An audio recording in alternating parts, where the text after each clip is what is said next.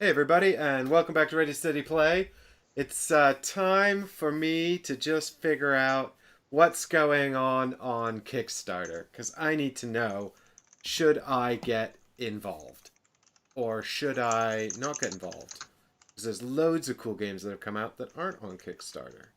But, you know, the promise, the potential, they're not yet done, but they will be done, and I could be a part of it, and that's exciting.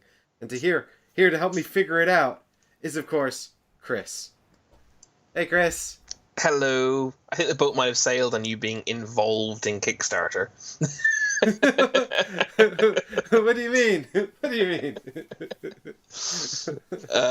Let's see how much of your money we can prize from Kickstarter's hands. That's the goal. Oh my God. Let's. Well, do you know what? You'll be This is very actually. proud of me. Actually, I did something sensible recently. I don't believe you. It's true. I backed the Role Player Adventures Kickstarter because I was quite interested in the Role Player Adventures game, which is like a choose your own adventure thing where skill checks are solved with dice. And as part of it, you could invest in the previous role player games: Role Player, Monsters and Minions, Hmm. Fiends and Foes. Was that back on Kickstarter recently? I missed that. This was their third Kickstarter for Role Player, as far as I'm aware, but they also had a separate one for Role Player Cartographers, which is a distinct game. Oh yes. And Adventures is a distinct game too. But I went and I played Role Player, and I thought it was bad. And so then I played Role Player Monsters and Minions, and I thought that was bad too. So I didn't buy that stuff. Good. You're learning. I am. Don't buy it just because it's on Kickstarter. Exactly. Yeah, this is actually a surprise intervention. That's what this actually is. It's essentially a counseling session for Mike, which Which we decided to that's why broadcast live on that's the why internet. yeah, kindly Eddie, Yogi, Heggers, Mark, Adam, Difter, and that's everyone who's commented so far, and everyone else who's here. We've all basically decided to get together to intervene, help you improve your Stop quality of life. backing Kickstarters. Well, the problem is the lines continue to blur, and I've got a couple of Kickstarters I'm going to talk about today where I think the lines are well and truly blurred.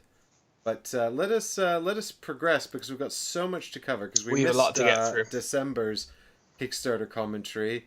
We were just busy doing Christmassy stuff, and we just couldn't get it together, unfortunately. So let us go straight into our first segment. Last time on Kickstarter commentary, did we back any of them? Yes. And this one begins with this one. Where is the Kickstarter? Here is the Kickstarter page, and we're going to go in here. Dun dun dun dun! It's Escape the Dark Sector. I Hmm. think we pretty much covered this off last time. Did you back it? No, I didn't because I have all the content for Escape the Dark Castle. As I said on the last video, I generally speaking, if you're going to give me the dichotomy of sci-fi versus fantasy, I'm on the fantasy side, and I haven't even scratched the surface of the content in the collector's box I have of Escape Dark Castle. So therefore, the whole point in this series of Kickstarter commentaries is, wow, I don't need, coming to the conclusion that, wow, I don't need to back this because it's more of the same of the thing that I've barely scratched the surface of. Despite the fact that I've played it a good 7 or 8 times, I still have loads of content there. So I actually highly recommend it. I think I did at the time. I think if you didn't have Dark, if you were a sci-fi fan rather than fantasy, I definitely would have say grab it. But for me, nope, didn't back it. You? I didn't back it either, and I think that's partly because I it was there wasn't a good pledge for me. It felt like if I didn't have the core set, then I would sort of have to go all in, I think. Or I was looking at 65 quid for the pledge that came with the core set. And then if I wanted the collector's box, which I absolutely want because I hate lots of boxes. It's something that I've developed ever since I got into backing Kickstarters. I never used to have this problem because it didn't used to be a problem. Mm-hmm. But now, if you give me a Kickstarter where everything's and the latest culprit is bloody Bloodborne, God's sake, you know, like 10 boxes or something, and I have to open up multiple boxes to set the game up. I get so grumpy, and I'm just like, I can't be asked. Give me something in one box. But having said that, I have played Escape the Dark Castle. I really, really liked it. I would like to play Escape the Dark Sector. I'd like to play it on the channel. So it's not, I'm certainly not writing it off as something I'm interested in. I just didn't get involved in this Kickstarter at this point. And that's partly just because it was a 65 quid investment, and I might just pick up the core set at retail. Yeah, I mean, I went all in on Dark Castles, the last Kickstarter they did. I think it was about the same price, presumably. It was 100 quid or so for everything. What was Dister that? says, back it! Back everything! All of them! Am I doing the intervention right? Eddie says he got it because he loved Dark Castle. That's fair. That's fair. There's one of two things going on there. Either Eddie likes sci-fi more than I do in relation to fantasy, or he's played a lot more of Dark Castle than I have, and therefore feels like he's done it, or he just has less self-control and our videos aren't working. This is also possible. Listen, the one thing Which I will is it, say Eddie? about Which is it? when we played Escape the Dark Castle, because we played it at Essen, and we played it with the full-on sort of whole complement of things because our buddy Richard bought it, and I do feel like, you know, it's got because it's sort of a random sequence of events and it's a little bit of a roller coaster ride. It does feel like the kind of thing that really benefits from having more randomization. So it is sort of more unexpected and more surprising. You know, you'll get, I think, overall more out of it if you get everything up front, and then you'll be surprised more frequently, more often. But, you know, the downside is, of course, then you have to invest in it, and then if you don't like the game, that sucks. But and also, when if you have more stuff from right off the bat, then even when you do get the same scene repeated, sometimes it won't be as fresh in your memory because it'll be one of 100 you've seen rather than one of 20 you've seen, right? Exactly. Yeah. Anyway, let's escape the Dark Sector. So we both like it, but we didn't actually back it. Moving on to Bard's Song. No, I did Steam not back Forge this before you ask. I didn't back it either. Because Steam Forge Games are making this, and fool me once, shame on you. Sorry, beg your pardon. Fool me once, shame on me. No, that's it. Fool me once, shame on you. Fool me twice, shame on me. So, no. Look at Eddie. Eddie's on the ball. I skipped it because Steam Forge Games. Good job. Hey, Raceland2K, how you doing? Saying hi to chat. Now, we've got lots of cool people in chat today. We've got Eloise, we've got Mark, we've got Eddie, we've got Yogi Bear, everybody. We've got Difter, of course. Thanks, everybody, for joining me. Yeah, I didn't back this because it's Steam Forge, because it looks like it has a ton of boxes. And you know what? I've recently been going on a kick on playing a lot of sort of classic games that I got really nostalgic about and haven't played in a long time. Mm-hmm. And partly because I've been playing them on Tabletopia, which I hate as a platform. So I need to have these games that I know are just really solid. And it's just been really reminding me just how sort of loose and unrefined a lot of Kickstarter games feel. You know? Like, just not tight and sort of like they don't have that polish. And I got the same exact sense actually from playing through Role Player, which was another Kickstarter, even though obviously this was now Kickstarter number 3 or 4. And it's got a lot of positive fans out there. People are like really into the Role Player stuff, so that's why I was kind of interested in playing it, and that's why I went through the rigmarole of learning both the first and the expansion. And I even played the expansion because apparently it improved a lot of the issues with the first one, but it's not by enough for me. But it didn't feel tight. It didn't feel tight at all. And this just looks to me like another sort of large series of boxes where I'm not going to get the sort of tight, pasty experience that I want. Well, when we looked at this, you had done the research on this one, not me. I hadn't really looked into this much, and I kind of didn't really care. Even when you were telling me about it last video, I didn't really care because I was just like, I'm not backing this at Steam Forge. I just don't care. They've not yet made a game where I've been like, this is one that I've got to have, right? That's the thing. Like, I've played, I think, 3 of their games now, and I'm kind of like, I need someone to come along and really like earnestly recommend one for me to take another look at them at this point. You know? Yeah, yeah. The only thing I have of them that I'm glad I have is Dark Souls, and that's just for the minis. Mm-hmm. Yeah, I'm sort of. I think I'm sort of done with my Dark Souls. I think Bloodborne's gonna kick it out of its place. I think.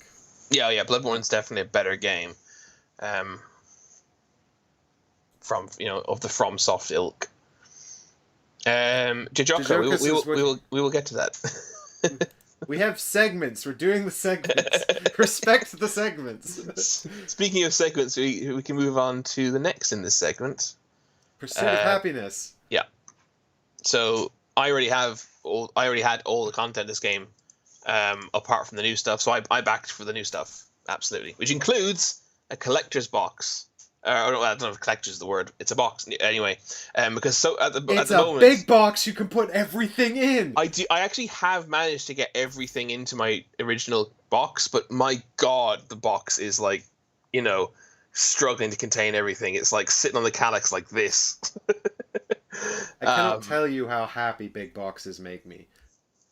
So I'm I'm excited to get the new big box. I'm also excited for the expansion. I know Margot said she went all in based on my recommendation, so well, Chris, no pressure, but so did I. I was like, I can't justify getting the big box without all the stuff that fills it up. And I don't want to live without it, so fingers crossed. Then again, I found I have enjoyed Artipia Games' previous output. Having said that, none of it, like, again, sort of was, like, what I would consider a classic game, but I liked what they were sort of trying to do, and I found their sort of investigations interesting, and then you recommended this one, so I was like, that's enough for me. Again, like, what I need is someone whose opinions I respect to come along and say, you really need to try this, for me to get around a lot of these sort of Kickstarters at this point. That, or,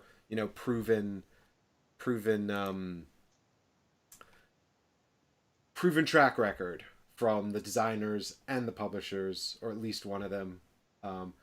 Speaking of which, this next one, I didn't like their last game, but I backed this one anyway for a lot of money. Well, in fairness, there are you didn't like the last one, but you have liked other creations of theirs. Right? Like you really like I love Too Many Bones. Too Many Bones, yeah. All of the Too Many Bones stuff. I've heard a lot of great things about Hoplomachus as well. I haven't played it. They've got another Kickstarter, I think, this year for Hoplomachus. So I'm really interested in checking that out. But I looked at this one. It's again cooperative. For me, the big problem with Cloudspire was that the competitive game wasn't good. And, I'm summarizing a rather lengthy final thoughts. So if you haven't checked out our final thoughts on Cloudspire and you're interested, please do check it out. I think you'll find it very informative. But in a nutshell, people said that the solo and the co-op was really, really good.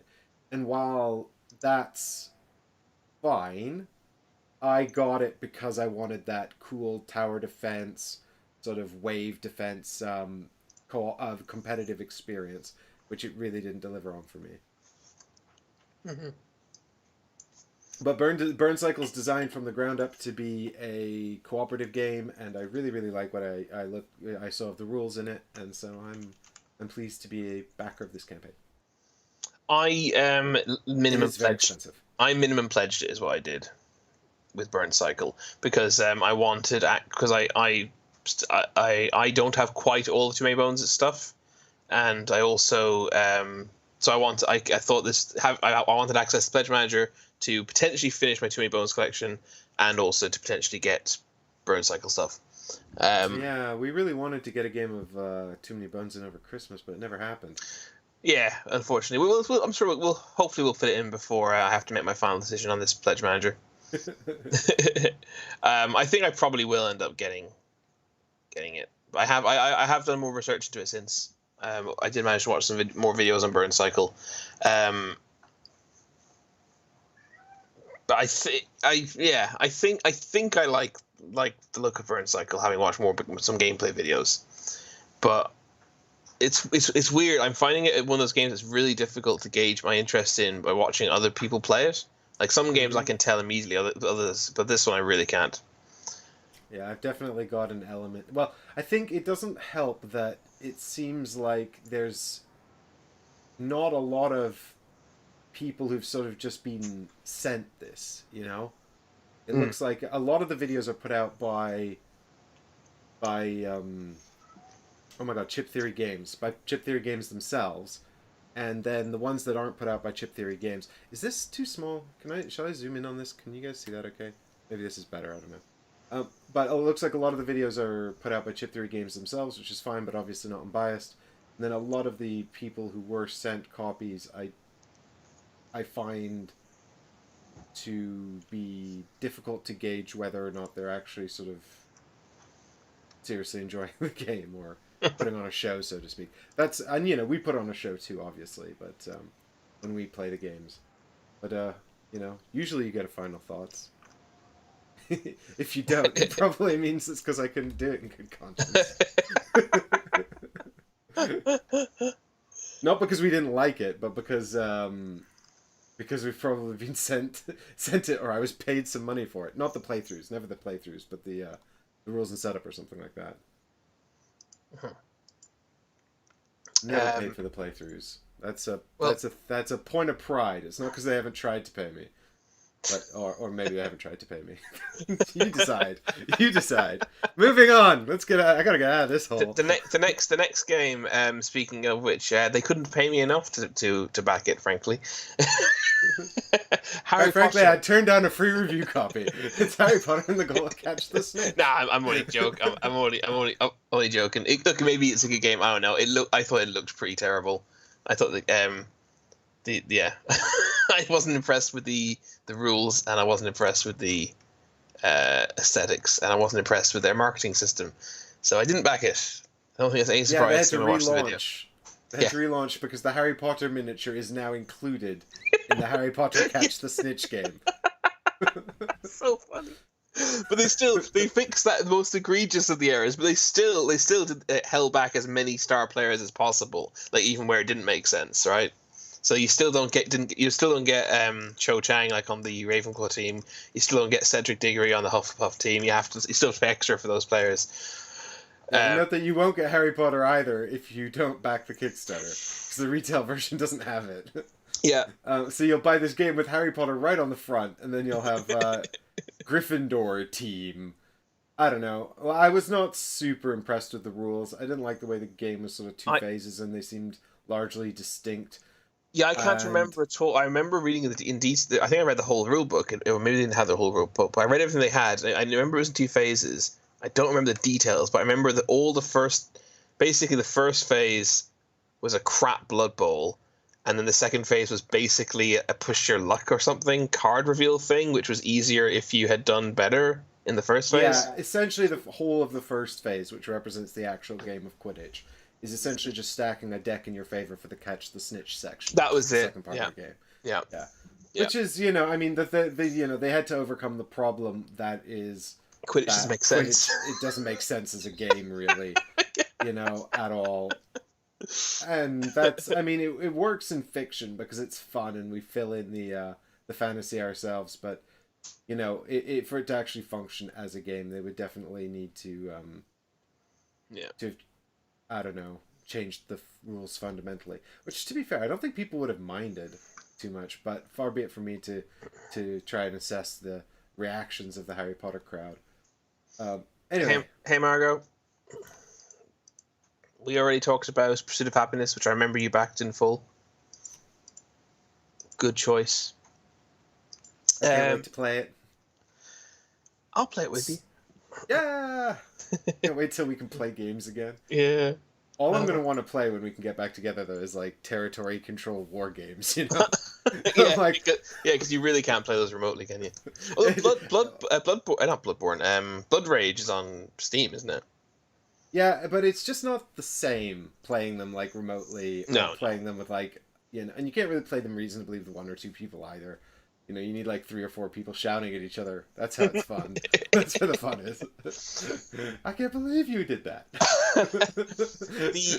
He's obviously winning. Why did you attack me? Oh, I love those moments. Why are you attacking me? He's got the most points. How can you not see this? Um, it's the best. That happened to me in Cold Express the other day. It was like Chris has the briefcase. I was like, yeah, but that's all I have, and Rob has the gunslinger bonus already wrapped up. So worst case scenario, he shares it. He still gets £1,000. That's equal to my briefcase, and he's got 2 diamonds. He has at least 2k. I have 1k. Why are you attacking me? Just because of the mental, just as a mental, what's the word? The I can't think of the word, but the illusion of the fact that I have the briefcase, which is worth, physically worth the most money in the game. Needs to say, I lost that game of Colt Express. Well, what's really funny to me actually is that I've got a couple of mates that I play online games with, and recently we started transitioning into like online board game platforms because that's just what we've been doing. Like, it's kind of funny because they both play board games, but we never played board games together. We just played online games. And they know I've got this channel, so whenever we play board games on, like, Tabletopia or BGA or whatever, they all gang up on me, like, relentlessly. They're like, well, he's the board game guy. He's gonna win. Just get him. But I would like to point out, just sit there like, I deserve this.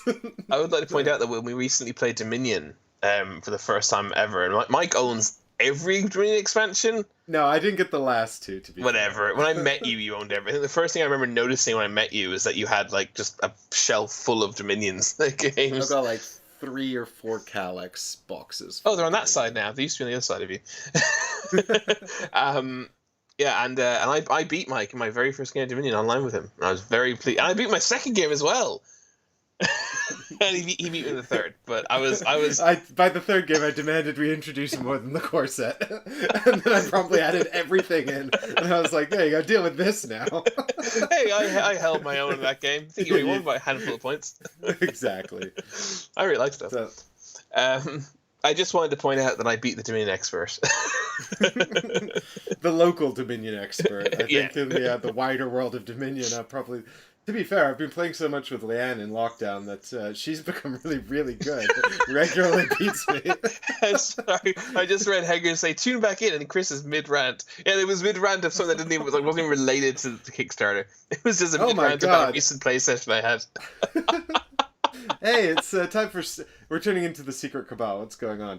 It's Star Scrappers Orbital. Staying on topic. Yes. It's Jacob Frixelius' follow-up to... I say follow-up. It's not a follow-up. It's completely unrelated. It's from the designer of Terraforming Mars. And it's created by Hexy Studio, who I know have delivered on Kickstarters in the past. So that's a thing. We looked at this. It had some tableau building, but we weren't particularly excited about it, as far as I can remember. Yeah, we weren't particularly excited about it, and I'm not a fan of Terraforming Mars anyway, so this was an easy decision for me not to back. Yeah, I saw this sort of card-building mechanic where you could turn the cards around and sideways and things. Yeah, sort of tile laying almost, isn't it? Yeah, and I just thought, well, I'd rather just play Galaxy Trucker. I'm sure it's probably completely different, but, you know... I don't know, I've got a lot of tile laying games. Yeah, well, that's the nature of Kickstarter. It has to grab you. Yeah, that's the problem. It's the ones that... I bet this is better than a bunch of stuff I've actually backed. You know? Yeah, quite. Plus, we could have solved the mystery of what the hell is organic glass. If it's a good game, it wouldn't be on Kickstarter. Oh, we all know that's not true. I'm joking. I'm just poking beehives. Oh no, I missed the chance to get the faction totems. Well, if you backed this and it's fantastic, let us know how wrong we were in the comments down below. But that's it. That's it for our last time episode. So now we're moving on into our next section. God, I wish I had a musical sting for this. I'm going to go back to this screen for a minute. Our next section. Which is things that happened in between the last episode and this episode, which is basically December and January, that we missed talking about. Yeah. And can you still gain access to them even though the campaign is over? Yeah, this is kind of a brand new section for this one, because we had been very good. Our episodes had been monthly. You know what, Yogi Bear? I actually deliberately did not put ISS Vanguard in here for 2 reasons. One, this is the Kickstarter commentary, not the GameFound commentary. But actually, you couldn't even call it the GameFound commentary. That's not an alliteration. Doesn't make sense. It has to be. The game found gap. gossip. Oh, gossip. That's much better. Okay, gossip's better. Gossip's better. Yep. Yeah, that's our spin-off series coming soon when they've got like more than one thing on there. But the point is, also that we did like a 90-minute final thoughts on ISS Vanguard, so I don't know if we need to talk about that any longer. Yeah, which you haven't heard my final thoughts on ISS Vanguard, but I've only played about an hour of each phase, so I don't really have many thoughts. This is true. Chris and I need to go back to that Tabletop Simulator mod and play it, so he can decide whether he wants to get involved. True. Right.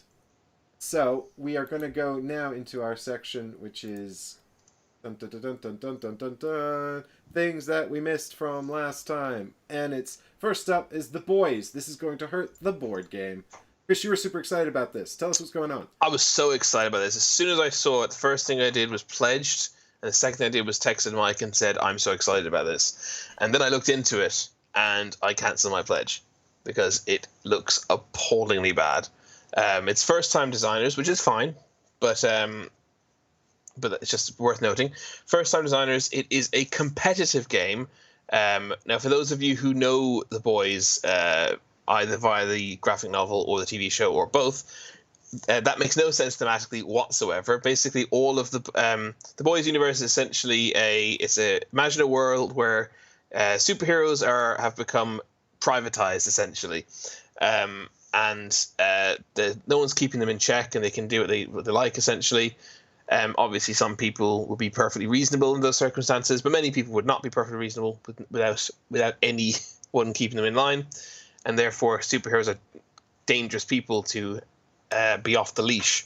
And the Boys are a group of essentially vigilantes who get together to stop rogue superheroes, I guess. That's not really what it is, but that gives you the idea. And in this board game, each of you takes the role of one of the boys and competes with the other boys to try and take down Homelander, who is essentially evil Superman. Which makes no sense whatsoever. Why this isn't a cooperative game is beyond me. It's basically a competitive, really crap-looking Thanos Rising. And yeah, it's just a shockingly terrible integration of theme. And it's a poor man's Thanos Rising. And it does look like Thanos Rising. Yeah, it's just doesn't like it just looks awful, and I cancel my pledge. Oh, bummer. I'm really upset. I noticed that they didn't unlock a single stretch goal, so I think you're not the only one to grok their disconnect. I don't understand. Well, Eddie says exactly the same thing. Eddie said the exact same thing, that he was excited about, dug deeper, and quickly backed away. Yeah, isn't that the... Sorry, I interrupted you, but isn't that the most fascinating thing? The fact that it's not cooperative? It's so weird. I'll tell you, I didn't look into it at all. I would have been... If you'd come to me and said... Like, I'm not super familiar with the comic books. I've enjoyed the Amazon show. I got a bad sense about this game when I received an email from One First Games that said, we are reaching out to you because you've backed one of our projects in the past. That's not true, because they've never had a project in the past. So I don't know how they got my email. They purchased it from... I believe that's the case. And they sent out a generic Kickstarter template that said, essentially, you've expressed interest in our projects in the past, or backed one of our projects in the past. We're launching a new project. Would you like to back it? Except they'd not changed the template. So the email contained sections in brackets that said, put in information about your game here. And I was just like, oh, this is not a good sign. So I was like, unless someone comes to me and says, you really need to get involved in this, I'm going to give it a miss. Oh, sorry, Haggers. Yeah, this is what happens when we take Christmas off. Haggers loses a tenner. What happened? He says he got in on the pledge manager for this or something. Okay. Oh, sorry, it is available to late pledge too, if anyone is interested. But if you value our opinion at all, which I like to think you do somewhat if you're here, please don't back this game. I would love for someone to back it and be like, you were completely wrong. But I have a sneaking suspicion we're not completely wrong. Well, Haggers, you're already a tenner in deep. Why don't you pay the rest of the money, get a copy, let us know how it is. Let us know how terrible it is. He send it to us as a review copy and make us play it as penance. Yeah, if you But buy it and send it it's to us, still I guess I 60 promise we'll play it. bucks, so it's still like 40 quid. So I mean, I don't know. I think that's still enough of a margin to cut your losses. Indeed. Yep, that's All right, that's let's move on to something else. absolutely. I hope one day someone makes a good The Boys game, but this I one would is. like now for the next thing to be something we're really enthusiastic about, please. Unfortunately, it's not, but that's fine. Come here. Your link isn't working for this one, Mike. You're terrible at this. Oh no. That's fine. What a failure. That's all right. I'll just punch it into the search. Yeah. Eh. That's all we can do. Search on the Kickstarter for this. Spoilers. It's the third Vindication Kickstarter. So there were 3 Vindication Kickstarters, 2 before this. This is a new expansion that they're offering called Chronicles. Vindication is a game I've looked at sort of lightly in the past, not in any real major detail. But you can get all of the rewards available for this. The campaign is over, but Orange Nebula have said that they'll be launching a Kickstarter. So if this late pledge, and they've said that you can get everything that was available during this campaign in the late pledge for the same price. So, I mean, that's really good of them, actually. I mean, you know, as a producer of games, it's in their interest to do that, but it's also nice that, you know, you're not going to have to pay anything extra or anything like that to get involved at the later stage. So, I mean, they've got over 8,000 backers. They raised $750,000. So there's clearly a lot of love for this game. I had a look at it previously, just on some videos and things like that. There was nothing that really leapt out at me or grabbed me about it. I know it's a reasonably light action resource management game where you're exploring an island. That's about all I know about it, but I know absolutely nothing about this. Although the box looks familiar to me. I feel like I've seen this somewhere. Maybe I saw a previous Kickstarter for it in the past. look at all of these people saying good things about it. It's doing really well. Yeah, for some reason I just never looked at it and got excited. I don't know why. I looked at some gameplay for it. I watched some gameplay for it, and I didn't find it particularly compelling. But it's a reasonably light adventure game with Euro mechanics, and if that sounds appealing to you, then it might be something that you would like to get involved in. This is more of a honorable mention than a in-depth analysis, but I know that it's not cheap, I don't think.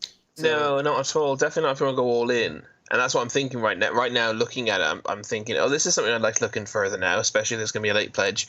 But then it's going to be that thing of I'm either going to want to go all in or not at all, and I don't think I really want to spend that kind of money on something that I don't understand. Because the all-in tier is what? $283. I'm appreciating the Resident Evil 3 jokes in chat. Oh, do you know what? I fell asleep watching, not because it was boring, but because I was so tired when I started watching. I was watching on the sofa, and I went to bed with the stream still playing, and then next thing I knew, it was morning. That's why I mysteriously stopped making comments in the chat. I was wondering what had happened to you. That's all right. You didn't get to see us mess up a bunch then. No, and I started watching pretty much at the point I'd seen up to. So I watched another streamer play pretty much up to when they get to the train station, maybe a tiny bit after it, and so it was a perfect spot.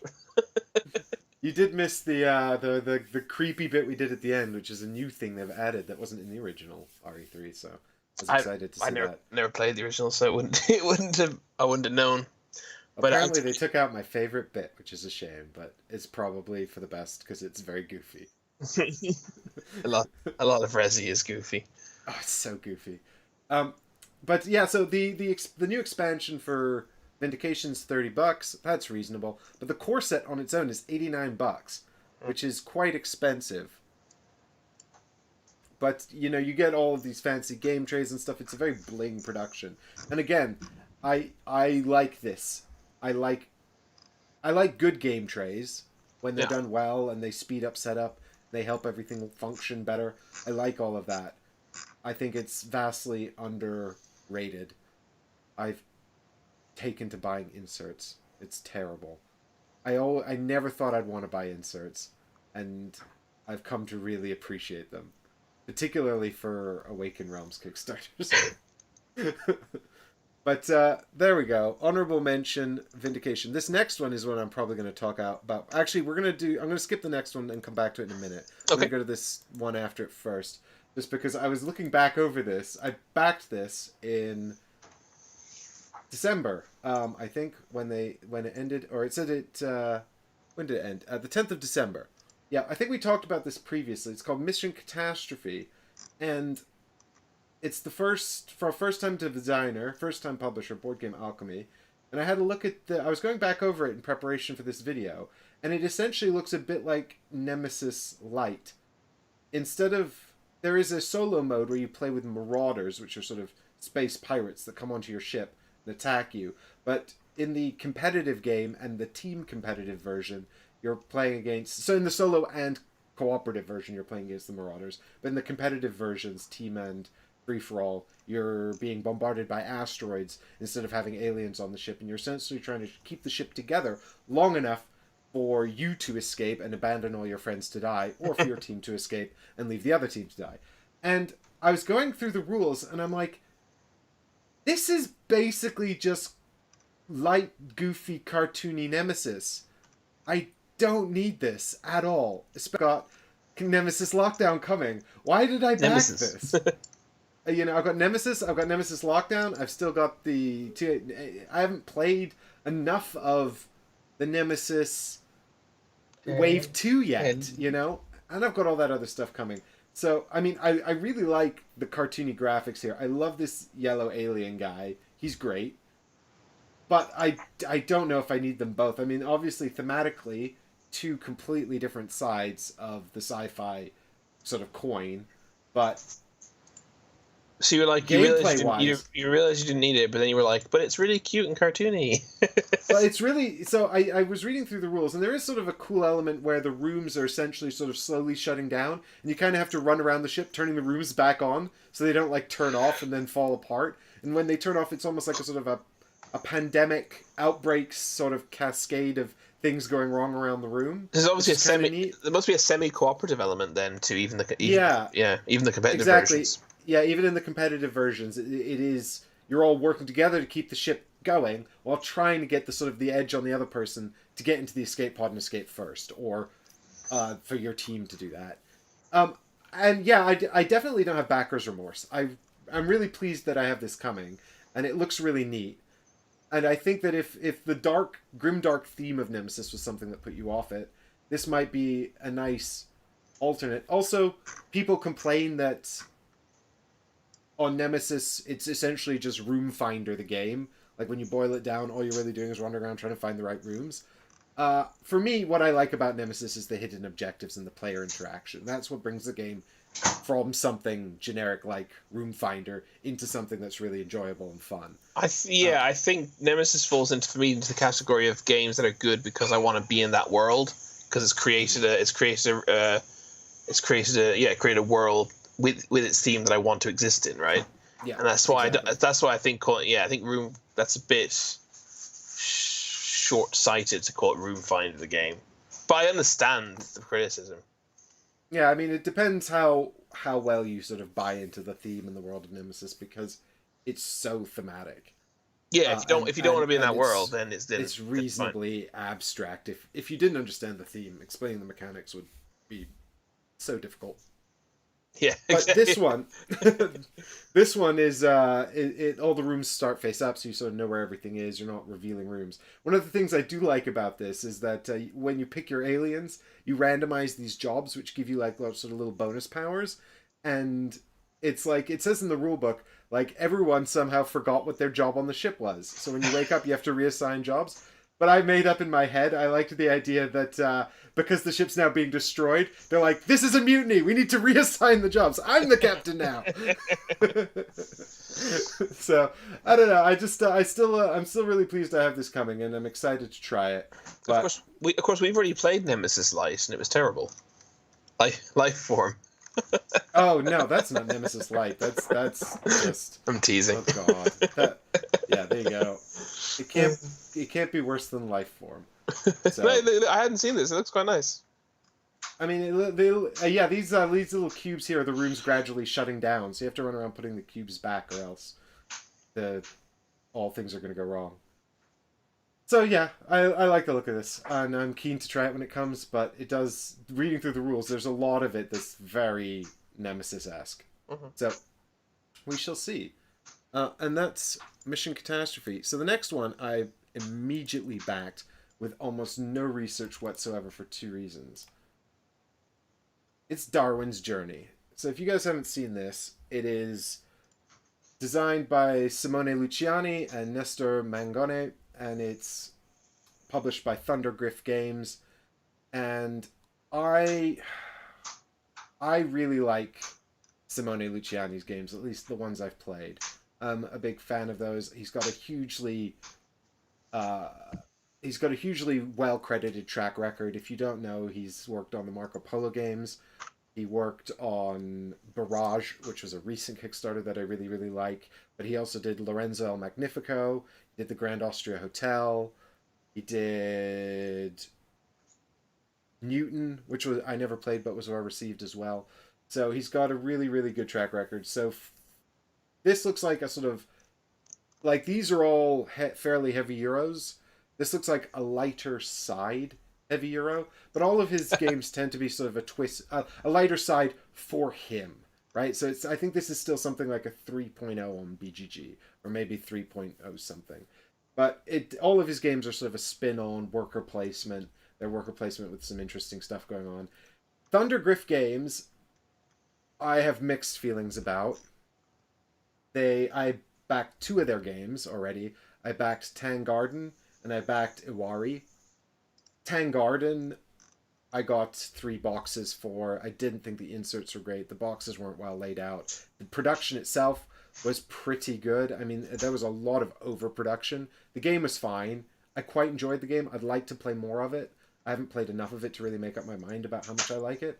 But there were some pagodas that they made, which were sort of... So in Tang Garden, you're building a garden, and you're sort of laying out landscapes and trees and things. And you're essentially building the Emperor's Garden, and you're all gardeners. And you're trying to essentially lock in the best design elements into your part of the garden, so that at the end of the game, when the Emperor tours it, he says, "Oh yes, you are the greatest one to work on the garden. You are the victor." And you're drafting. There's some card drafting. There's tile placement. There's all kinds of neat things. Like, you can invite people to stand in the garden as well and sort of look cool. And then based on what they're looking at, you set up these landscapes around the board. Based on what they're looking at, you unlock like endgame scoring and bonus points and things. And you can put like landscapes in front of other people's people so that they're looking at stuff they don't like.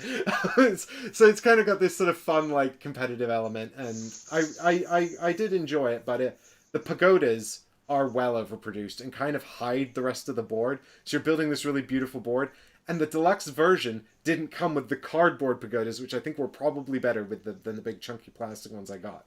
That's fine. The point is, they learned a lot because Awari is an absolutely stunningly beautiful production.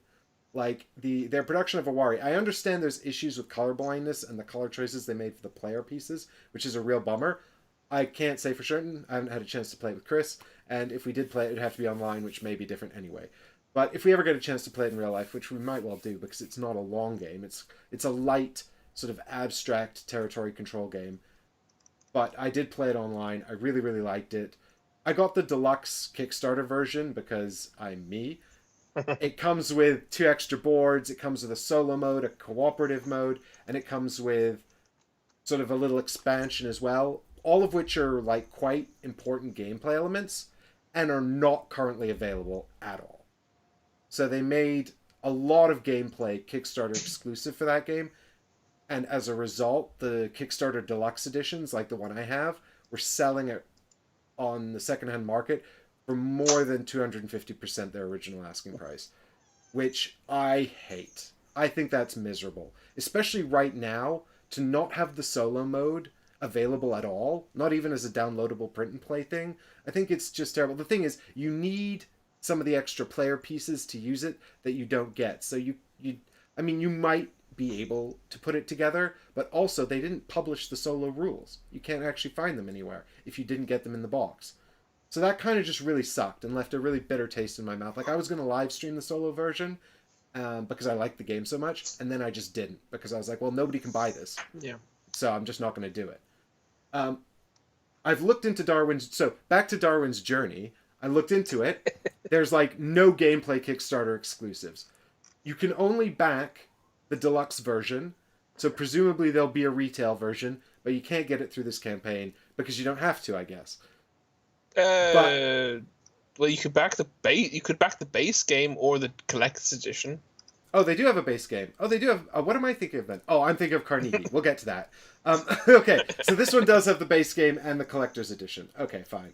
So the collector's edition is just sort of extra bling, whereas the Awari collector's edition was a ton of gameplay that you would miss out on if you didn't get it. But I really, really like the look at this. Margot says she has Tang Garden and she likes it. I would like to play more of it, Margot. I've only played it once. And I don't know, we played with the Swan card, which I thought was too powerful. One player got all the swans, and it just felt like that was a huge swing. They're basically like wild garden things. But here you can see the game all set up, and essentially, I've looked at the rules. It is sort of it's a worker placement game. There's sort of two interesting things going on in it or two or three interesting things that felt a bit unique. But essentially, it's action select. It's worker placement. You're taking actions. You're trying to optimize point output for the actions you've taken, right? So in that sense, pretty basic Euro. Chat says, "Chris, don't fall asleep on my stuff." I don't know why I keep yawning. I'm just, you know what? Because I'm waffling on and on. No, you know what it is? Because the last week or so, I've been living on a schedule of getting up at like 8 or 9 o'clock in the morning, and going to bed at a sensible time, and I'm not used to that. It's so weird. Like I said, I fell asleep at like whatever it was, 1 or 2 a.m. during the Resident Evil stream. It's just I cannot. I'm all over the place. Basically, last week I've been sleeping healthily. My body doesn't know how to handle that. Uh-oh, Chris. Welcome to the 30s. It's only downhill from here. So, if you know anything about Darwin, which I don't, but I know a few things now. I know that his ship was called the Beagle, and he invented evolution. He invented evolution. Oh dear. So I keep thinking I should read on the Origin of Species, but I assume it's quite a tough. I've read The Selfish Gene in its entirety by Richard Dawkins, and I feel I understand evolution now. I got it. Right, we're all animals. Every man for themselves. I'm an expert on evolution. But yeah, this theme of this really appeals to me. So essentially, we're all kind of sort of. I think in terms of actual history, this is probably all not real. But basically, the Darwin and the Beagle and everything, obviously that's real. But we're all kind of other ships that are with the Beagle, all sailing around the Galapagos, essentially doing research on behalf of Darwin. And so what you've got is this board. I'm literally pointing with my finger as though you guys can see that. We've got this board here. Can you see the cursor on the stream? I actually don't know. Probably not. But there's you can see here in the middle of the screen here, there's the board, and there's the map down the bottom, and then above it are all these action spaces. And you know what, to summarize what is a reasonably complex game, quite simply, is that the water track along the bottom there of the board that you can see, the Beagle will move along that, and you want your ships to keep up with the Beagle, because if you fall too far behind it, you're going to get penalized points. But also you want to like sort of deviate to do sort of special actions and stop off on the islands and pick up the science, because once you pick up the science, which is the species, you get these species tokens that represent all the different animals, and you pick those up and you can fill in the museum tableau, and that's a big part of how you're going to score points at the end of the game. The museum is the grid you can see there just under the box on the main board with all the colored squares. I'm going to zoom in a bit further, actually. Possibly that'll help. I don't know. It's not a super high-res picture, but you can see that just right there next to the big blue seal. But there's a couple of other interesting things that really grab me about this. You can see there's all these player professions around the outside as well, and they're all asymmetric. They're actually crewmen that you draft onto your ship, and they all give you additional powers. And you can see they've actually all got wax seals under the picture as well. And what's interesting about that is that you'll have your workers on your player board, and each worker will have different colored wax seals next to them, and those workers can only be put in action spaces that correspond to the colored wax seal they have access to. So you'll have to unlock the worker spaces for each of your individual workers as the game progresses, which I thought was a really sort of interesting take on the special worker. Because, you know, we've seen a lot of those Euro games where it's like, if this worker does this action, they get a bonus. Mm-hmm. Or if this worker does this action, you get a discount. Well, in this one, you're going to start with your workers being very limited in the choices each worker can take. But then as you unlock more of these wax seals for each worker, they'll become more diverse. And I thought that added a really interesting dynamic to the game. The other thing is that you can actually put your own wax seals onto the worker placement spaces themselves, essentially like sort of claiming ownership of the space, and then whenever anyone else takes the space, they have to pay you a bit of money, which is apparently a big deal because money is an incredibly scarce resource in this game. So those were all kind of mechanics that I thought seemed a bit interesting, that I hadn't really seen anything like before. So I was intrigued about that. And obviously Simone Luciani is great. All of Thunder Griff's games have improved in production as I've seen them go on. So this was like a no-brainer for me. So that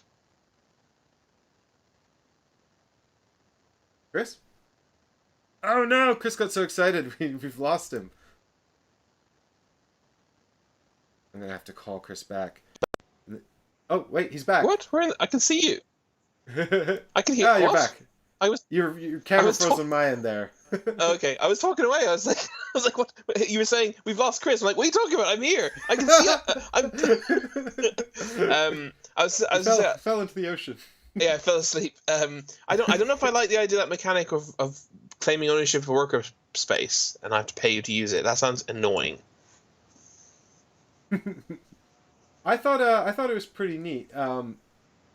I don't think that it blocks. So if you look here on the image I've got up on screen at the moment, as an example, where to go? I'm trying to zoom in here, and every time I zoom in, it takes me somewhere else. There we go.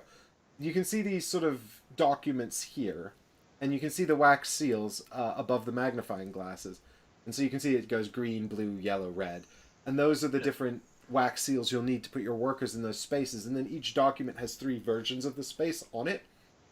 Mm-hmm. And so you've got they escalate in power. So the version at the top is the least effective version of the action, and then the middle one's more effective, and the bottom one's the most effective. I believe you can only purchase ownership to the bottom 2. So there'll always be a version someone can take without having to pay anyone. It's just the least effective version of the action. Okay. And also you have to pay money to take it as well, so like you're sort of investing, and it's like, do you want to invest? Is it worth it? Do you think people are going to take this action? Okay. And then you can see the 2 documents underneath the top 4. Those are randomized action spaces, so you'll put out 6 action spaces in there at the beginning of the game, and they'll be different every time, and you can also claim ownership of those. But it's not really it's not as simple as I've built a hotel here, so now when you want to use it, you have to pay me rent. Because that's what it sounded like. I mean, I guess it's a bit like that, except you can see that these spaces cost 4, and when someone uses it, I think they pay you 1. So you need like 4 people to take it before you start even earning anything back. Yeah, but there's always a version you can do where you don't have to. Exactly. Someone can also say, I just don't want to do that. But then they'll have to take a potentially significantly less efficient version of the action. Mm-hmm. Okay. Yeah. I'd give it a go. There's a whole little exploration element on these 3 islands as well, where you sort of wander around and you pick up the animal information and drop off tents, which give you things. Mm-hmm. So I was very excited about this. Yeah, that looks good. I definitely I don't know if I'll back for 7, because again, I wouldn't want to back the base game because that's just not something one does on Kickstarter. You only get... You can get the base game at retail probably. Well, although that's it, yeah. Like I would say that with Thundergriff games, you know, the blingified version looks very nice, and if their Owari production is anything to go by, it will be very nice. Uh-huh. And is it worth an extra €25 if it doesn't come with any exclusive gameplay? Oh I yeah, think it probably will yeah, be. definitely. Look at those deluxe pieces. Yeah, Yeah, it's pretty nice. it's worth it. It's just a matter of whether I want to pay it. And you can get animal companions. Oh, look at that.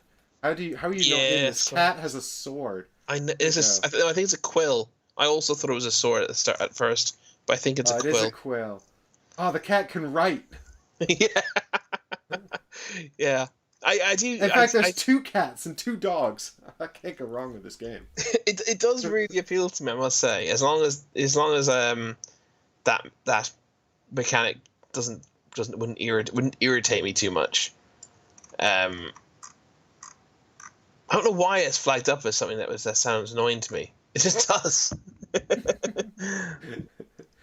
See, I like it because it's a little bit more player interaction. I'm always a bit Yeah, bummed out when there's not enough player but we interaction. know I'm a hypocrite when it comes to player interaction.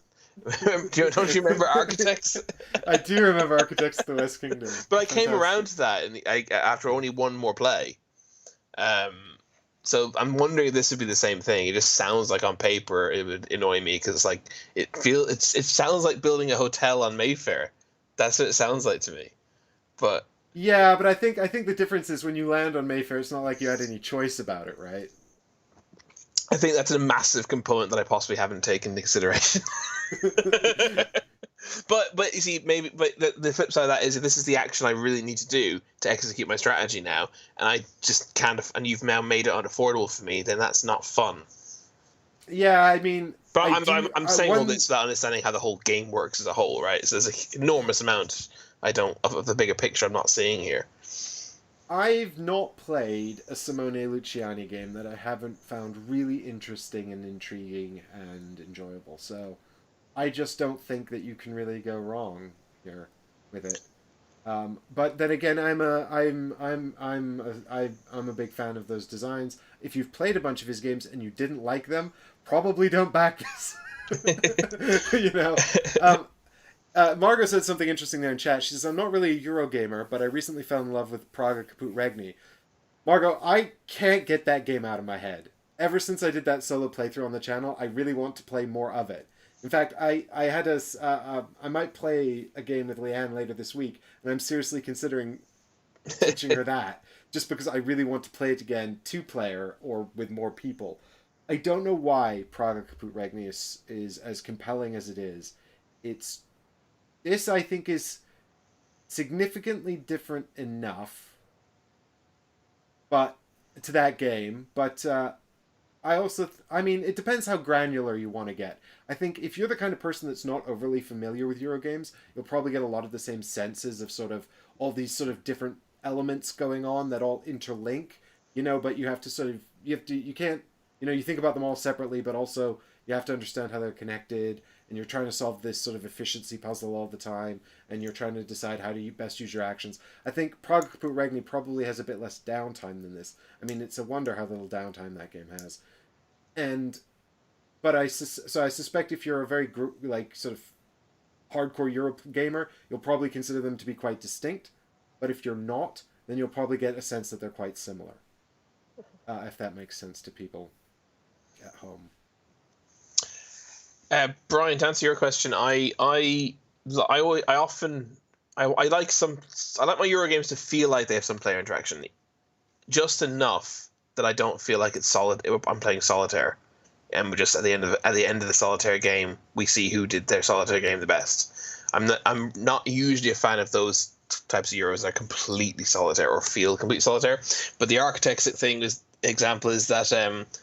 Architects obviously has that quite a lot of worker place. I often find worker placement games I would like a bit more player interaction, and then Architects gave it to me and I didn't like it because it felt too aggressive and attacky within the contents of that context of that Euro game.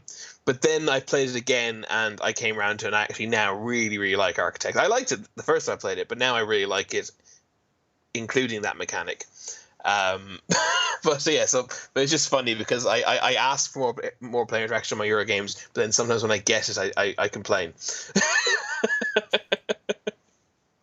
Well, I think this is unlike Architects, which is definitely sort of, because Architects essentially just takes there's essentially like almost no player interaction except for that one thing. Which, if you guys don't know Architects is essentially a worker placement game where you have a ton of workers. You have like 20 workers, and you can take the same action over and over again. And as you put the workers into the action space, the more of your workers exist in that space, the more exponentially productive it becomes. And at some point, someone will go to the local government and say, this person is exploiting this resource, and they'll have all of your workers shipped from that space off to prison. And then you have to go and get them out of well, actually, they'll capture your workers, and then they have to deposit them in prison, at which point they'll get money. And you can either recover them from prison or from the other player's board. But if you recover them from the player's board, it's less efficient for you, but if you allow the player to deposit your people into prison, they get paid by the local constabulary for it. Yeah. So you're denying them the profit of selling your people. But if they do, you can get them all back much more easily, can't you?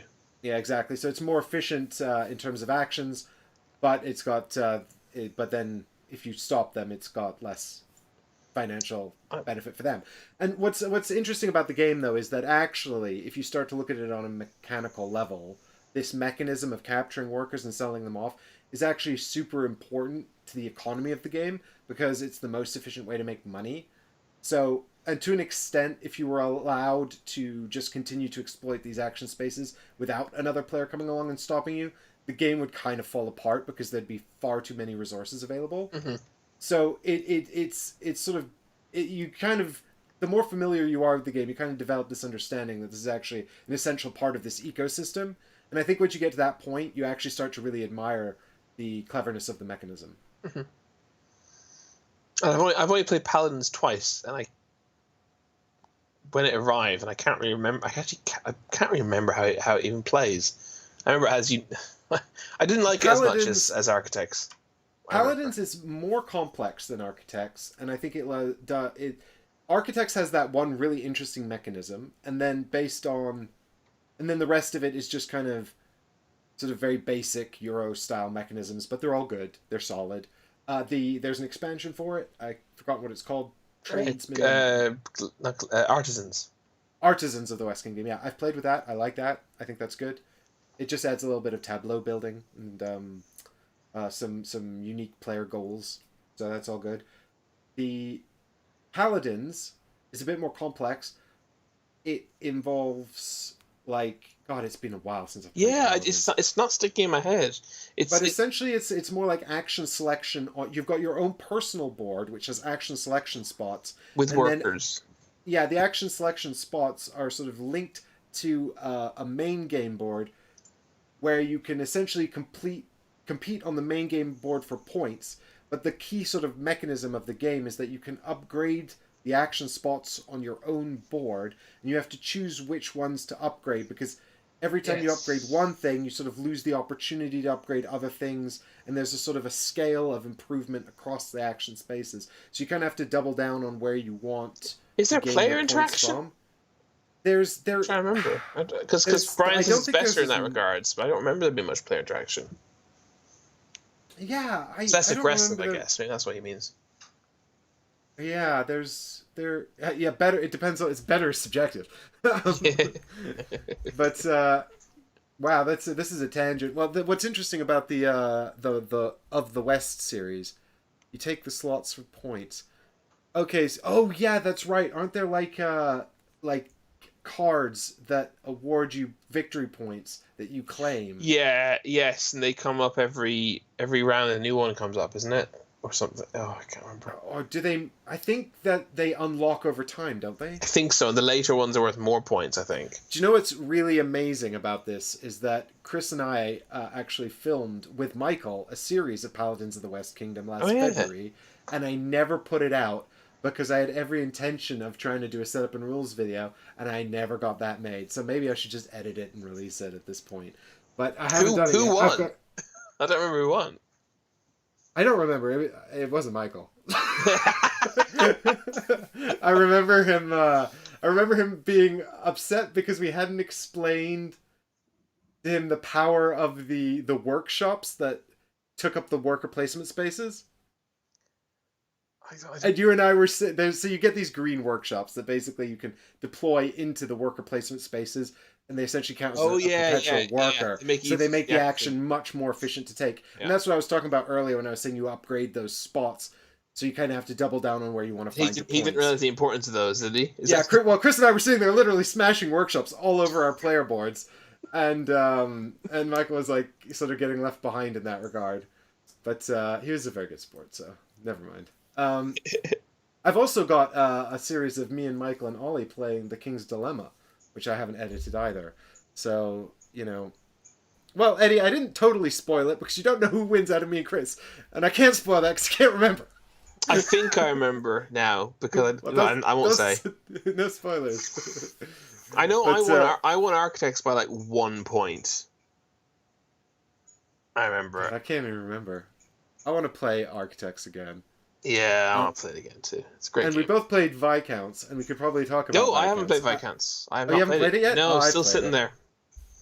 Oh well, we'll have to play Viscounts at some point. Complete the trilogy. Yeah, and I have Tomb Saga and everything, so I'm looking forward to trying Viscounts. Oh yeah, I was like, do people want to see me play all of these solo with the Tomb Saga? Like, could that be a thing I do on the channel? Oh God. Vote no. Anyway, that was a massive tangent. Wow. Let's close up Darwin's Journey. Brian, I didn't get to play Hell, but I did back it. That's a bit of a tangent. That's the Mythic Games story-driven one, if I remember correctly. So there we go. Darwin's Journey. I'm in on this. I think this is great. I may or may not late pledge this. I'll let you know next video. This next one's a bit of an honorable mention because I haven't looked at the games at all, but I can say something useful about it. And although actually I don't even know if you can actually pledge to this now. Oh God, that link didn't work. It does work. If you wait for a second, it works. It's really weird. Here we go.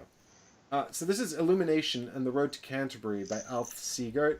And I really just wanted to mention this because these are two head-to-head two-player games. And Alf Siegert has done a bunch of head-to-head two-player games, which are listed here. Fantastica, Rival Realms, Heir to the Pharaoh, Musea, and Haven. And the reason I wanted to mention it is because I've been playing a bunch of Haven in lockdown with Leanne and with Debbie when we were allowed to, and I really, really enjoyed Haven. I thought it was really clever, and I didn't actually wind up backing either of these two because I just already backed too many things. But these are from Eagle Griffin Games, and they look interesting, and Eagle Griffin Games are always available, so I just thought I'd sort of mention that these exist in the world, and that in my experience, Alf Siegert seems to know what he's doing when it comes to these head-to-head two-player games. I thought I'm confused. What are the games that are actually in this? In this campaign? Is the game called Road to Canterbury? Yeah, The Road to Canterbury is one, and Illumination is the other. But here it says 2 great two-player games by a master of best played by 2 games, including Fantastica. Right? Oh, okay, sorry. It's just that's a really weirdly structured sentence, which made me which confused me. It's saying it's by the designer of these other games. Okay, fine. Yeah. Anyway, so that's kind of an honorable mention because I haven't had a chance to look at the games and I don't know if what they're doing. Yeah, I saw this the other day, and I must admit I kind of judged the book by its cover and said, that doesn't look very nice, and just moved on. I don't think had I spotted it was Eagle Griffin Games, I possibly would have given it more time, which again is something which is wrong of me, but that's how humans are. And there's a lot of Kickstarters in January because nobody ran any in December. Because there were 2 reasons. One, they're like, it's Christmas, no one's going to back any Kickstarters. And also, if they are, they're going to back ISS Vanguard. So, yeah. We're not running our campaigns. It does not seem to be a late pledge, but as you say, Eagle Griffin Games always available from them, so... Yeah. I suspect, actually, if you reached out... If you looked at this and you were desperate to get one of these, I suspect they would actually potentially put you on the list of... Or give you access to the Pledge Manager or something as well. I found them... With one exception, generally to be very good in their customer service. Moving on then to this one, which I looked at. I know nothing of this one. Highlight the thing and go to the game. It is Epic 7 of Rise, the board game. This closed today. So if we'd done this on time yesterday, like I intended, then this would still be live. But it's not. But I looked at it anyway. I think Darwin's Journey closed yesterday as well, didn't it? No, it didn't. It was a couple of days ago, I think. Yeah. Eddie, I fully intend to play my copy of Kingdom Rush before I look at Elemental Rising. we will see if it is actually as good as people think it is. But this is Epic 7 Arise. So this is an anime sort of adventure game. It is a miniatures fighting game. It reminds me a lot. It actually reminded me a lot of particularly in its art style, but also to an extent in its sort of gameplay style of an old Final Fantasy game called Crystal Chronicles, which was a live action sort of one. So it wasn't turn based traditional Final Fantasy. It was also cooperative. It was designed to be multiplayer. It was on the GameCube.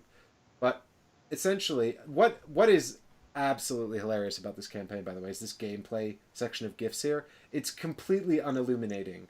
Like, it's literally like gameplay. The first thing is speed. The order of heroes and monsters' turn will be determined by their speed. What? What is this game? Like, they don't even begin with, in this game, you are a hero fighting monsters. They begin with, how you will determine who fights first in combat. Well, they do a story section above, which is that it's the story of Raz, the heir of the Covenant who awoke after many years after the destruction of the Sixth World to prevent the Seventh World from meeting the same fate. Yeah, okay, I have no idea what's going on. Oh, it's an adaptation of a mobile game. Oh, yeah. Mobile game? Is it? Is that what it says here? For one, tabletop adaptation of the popular mobile game. Oh my god! I had no idea this was a mobile game. So weird. What are they gonna make next? Candy Crush Saga, the board game. It would not surprise me at all. For the record, while we're on YouTube, can you please stop advertising Candy Crush Saga to me every single video I watch? That's the only ad I get now. There are worse adverts on YouTube, believe me. I don't even want to talk about the adverts YouTube started giving me recently. But I've never blocked a YouTube ad in my life because I just ignore them. But this one had such gross imagery. I literally had to be like, stop showing this to me. I can't scroll through YouTube and look at this. So basically, what I can tell from this is it's a cooperative game. And what you do is you put together a deck of story cards. And that's your story mission for this session, and you each get to pick a character, and your character can come from all these different kinds of very anime characters. And I don't mind this kind of art style, this kind of theme. I don't desperately love it, but I also don't dislike it. I do like Final Fantasy, and I quite like Kingdom Hearts and stuff. So this is fine by me, as long as it's not like egregiously sort of fan servicey, it's fine. And this didn't look too bad. I mean, there's some that aren't. I mean, this is like the kind of fan service I'm okay with. It's big weapons, giant spiky shoulder pads, that kind of stuff. That's fine. It's the super nudity or the provocative positions that kind of trigger me. There's a little of that going on here. Yeah, there's a little, but to be honest, to the extent that we generally see it, like in this kind of stuff, I think it's not as bad as other stuff. Certain characters are worse than others, sure. Yeah, I don't know. This does not tickle my fancy, I must say. But let me talk a little bit about the gameplay that I sort of discovered. So you get these story cards. Here's a deck of story cards here, and you'll put together these story cards to create the story. You'll flip over the card every round. It'll tell you what's going to happen that round. When you get to the end of the story deck, you win. You're going to explore through these tiles. You can see there's 4 different kinds of tiles here. The tiles have 4 spaces on them, which are numbered. That's important for later. There's also these enemy cards, which are going to determine what enemies you're going to fight this phase. And so, essentially, you and your cooperative friends will pick a tile to explore. You'll move to the tile you explore. Some enemies will spawn. They'll attack you. You'll fight them back by activating skills from your player board, which is here. So you each got this player board with a number of attacks that you can do. You'll spend these skill cards to activate the attacks. There's also these flame components here, these blue flame components, which you can sort of see on the side here. And those can activate special parts of the abilities. There's also a way to spend friendship points to combo your attacks with one another. I'm not entirely sure how that works, but each character has like a friendship statistic, and that actually will change over the course of the game based on how you work together. And then once you've spent your resources to trigger your attacks, you'll attack the enemies, you might kill them, and if you don't, they'll perform the attacks on their cards, and they'll attack the spaces on each tile, which are numbered, so you'll essentially roll dice to see which space they attack, and if you happen to be standing in it, they'll hit you. And then if you kill them all, you get to explore the tile, and then so on and so forth, revealing more story cards until you eventually get to the final boss. And then there's a boss who comes out who looks to behave a lot like the regular monsters, but with some better attacks and slightly more options. Each monster just has one basic attack, whereas the boss seems to have 2 or 3 to choose from. And over the course of the game, you're also going to pick up these crystal gems here, which you can just see on the right. Here, these shiny stones. And these are a currency that you can use to buy health points. Between each story card, you'll go back to the market, or you might even go back every round. Can't remember. You'll go back to the market to buy equipment, and equipment give you extra skills that you can trigger instead of your basic attacks, and you can also buy health potions. But you have to spend these gems, and at the end of the game, whoever has the most gems is the best winner among the friends. The ultimate winner. I gotta say, reading through the rules for how this game actually functions, I got nothing. There was nothing here that excited me whatsoever. And also this weird, like, best winner at the end thing kind of bummed me out. Yeah, that's weird. So I was like, oh, I'm kind of, I'm not into this anymore. Not that I really was into it to begin with, but, like, you know, if there had been something super interesting going on in the combat, I might have been into it. I don't know. There's not any, it's a first-time designer. It's a first-time publisher as well. So there's nothing in there to get me excited. So I also don't see a late pledge available. Yeah, well, it closed hours ago, so I don't know if they'll make a late pledge available. But even if they don't, I wouldn't get too upset about it. No. I think that's everything that we missed. Literally every single Kickstarter that ever happened in December. Well, the ones that we put into our like, yeah, list. the gems are pay to win. Well, Haggers, if the gems represent the microtransactions of the app, then actually the winner is the person who engaged in the least microtransactions. The ultimate winner is the one who pays the least to get to the end. Just like in real life, yeah, it's actually a very good simulation.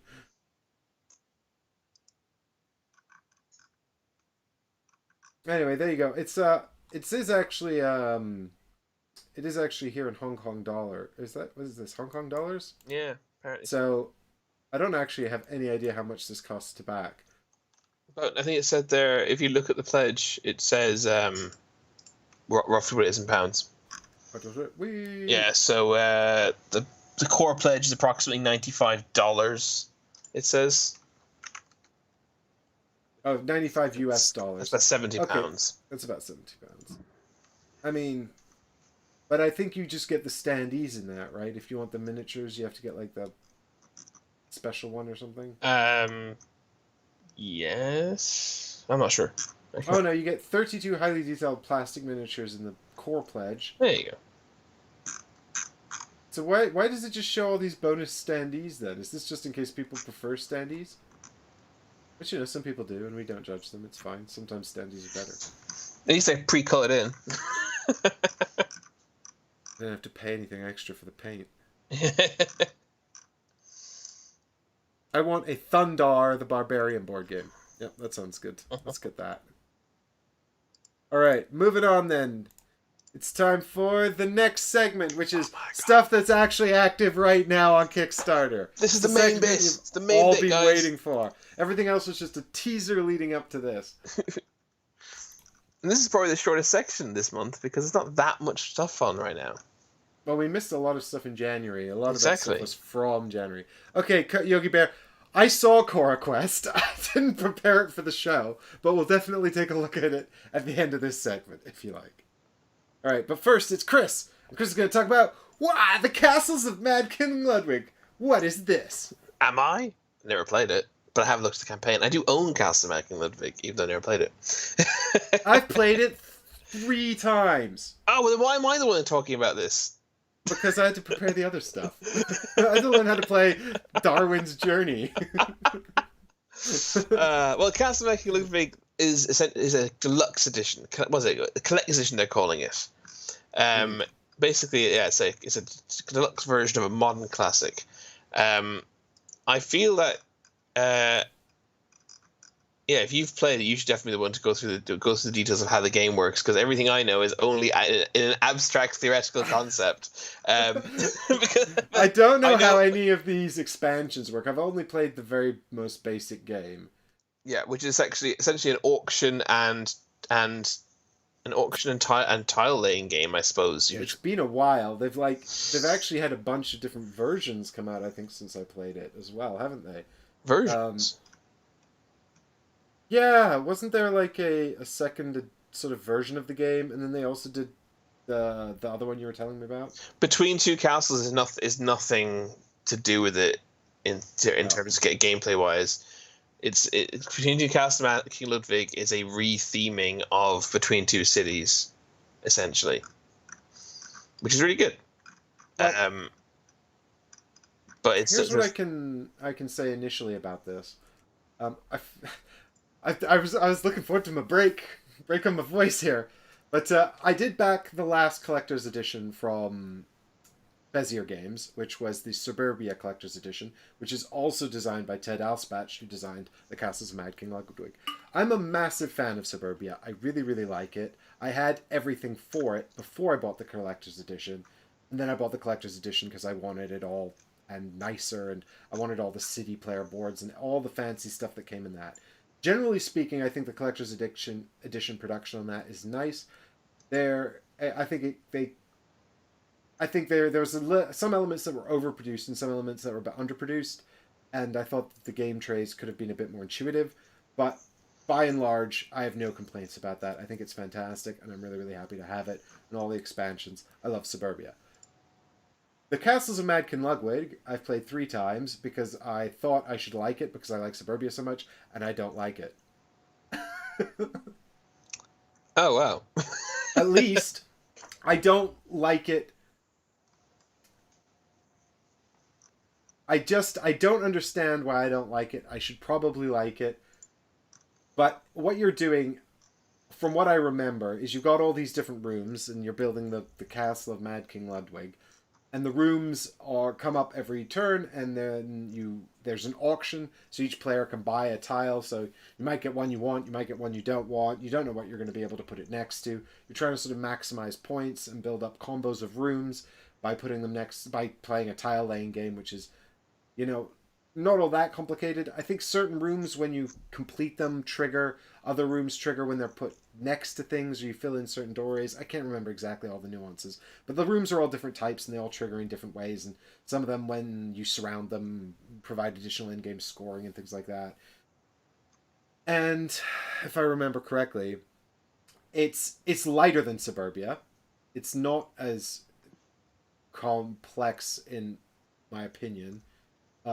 I mean, Suburbia is not a massively heavy game either, but I think this one is even less heavy than Suburbia. Um, I mean, I think that the production of this actually looks a bit nicer. But one of the things that always kind of bothered me about it was that I never really felt like I was building my castle. I was just kind of assembling the best thing I could out of the pieces that were available. And it markets the idea that all the rooms are quirky and crazy as a sort of a thematic thing, because this castle designer in real life was quirky and crazy and did all this bananas stuff. But really, it's just like you can't even choose to be quirky typically, right? Like, because all of your motivation for buying the tiles is all abstract game mechanisms. Like, the mechanisms of the tiles, from what I can tell, don't really line up with what the tile is meant to be thematically. So you're just kind of buying the ones that you think you might be able to eke some points out of, and then whoa, you put the bathroom next to the garden or whatever, I don't know. And it's just kind of like, okay, but then you never finish it. Like, the castle never feels like it's done either. Like, because it can be done in sort of 2 ways, I guess. It can be done in a thematic sense, in the sense that you've somehow completed a castle, but there's no measurement. Like, I can't, I'm trying to remember if there's like an end game scoring of, do you lose points if you didn't have a bathroom at all? I don't think that exists, but I could be wrong. Think so, but I think so. I don't think there's like I don't think at the end of the game it's like, do you gain points for having made sure you hit all of these marks? But what I do remember is that, there are certain rooms that only trigger when they're completely surrounded, or when they're next to something, or when you have like 2 of them. And so in that sense, it can be not finished, because you might have a room that you need to pair off with something that you never get, right? Or you never manage to pair them together. So in a thematic sense, it's never finished, it's never unfinished, it's just sort of sprawling. But in a mechanism sense, it can be sort of done and not done based on whether you got all the tiles you needed to complete whatever you're trying to do in terms of endgame scoring. And I don't know, it just never really did it for me. I just thought Suburbia was kind of like a better game. Suburbia, the theme and the tile placement are so in sync. You know, like if you put the factory next to the residential areas, your popularity goes down. You know, if you build the airport next to the residentials, your popularity goes down. If you build the parks next to them, it goes up. That You know, sounds a bit. That sounds like Between Two Cities. It's very similar. I never played Between Two Cities, but I mean, in what's great about Suburbia is that you've got essentially two tracks that you're managing. Your sort of your income, which is the financial resources of your borough that you're building, and your population, which is that, well, you're actually managing your popularity, which directly translates into population. So you've got these two incomes: popularity that turns into people, and income that turns into money. You need the money to develop the city, but you need the population to win the game. At the end, it's the person with the highest population who's the winner. The problem is, as your population goes up, then these other two trackers will go down. So if your population will sort of hit these milestones, and every time you hit a milestone, both your popularity and your income go down because it's now getting crowded and it's getting more expensive to run. So if you increase your population too quickly, then it can be a real problem for you. But if you don't increase it early enough, people might get an early lead that becomes insurmountable towards the end game. So balancing those trade-offs is like the whole crucial element of the game. And then you're playing this really compelling tile laying game that gels with the theme. I love Suburbia. And I just don't, this just doesn't do it for me in the same way. But you can now have it in a super deluxe version, which comes with But really I've got nice the castle Suburbia segments, and it comes with little metal coins and plastic swan tokens and poker chip style tokens. And you can buy the colossal version of the game, which yeah, comes with giant versions of the tiles. yeah, I mean, this is even more overproduced than the Suburbia it's Collector's Edition, insane. and that's saying something.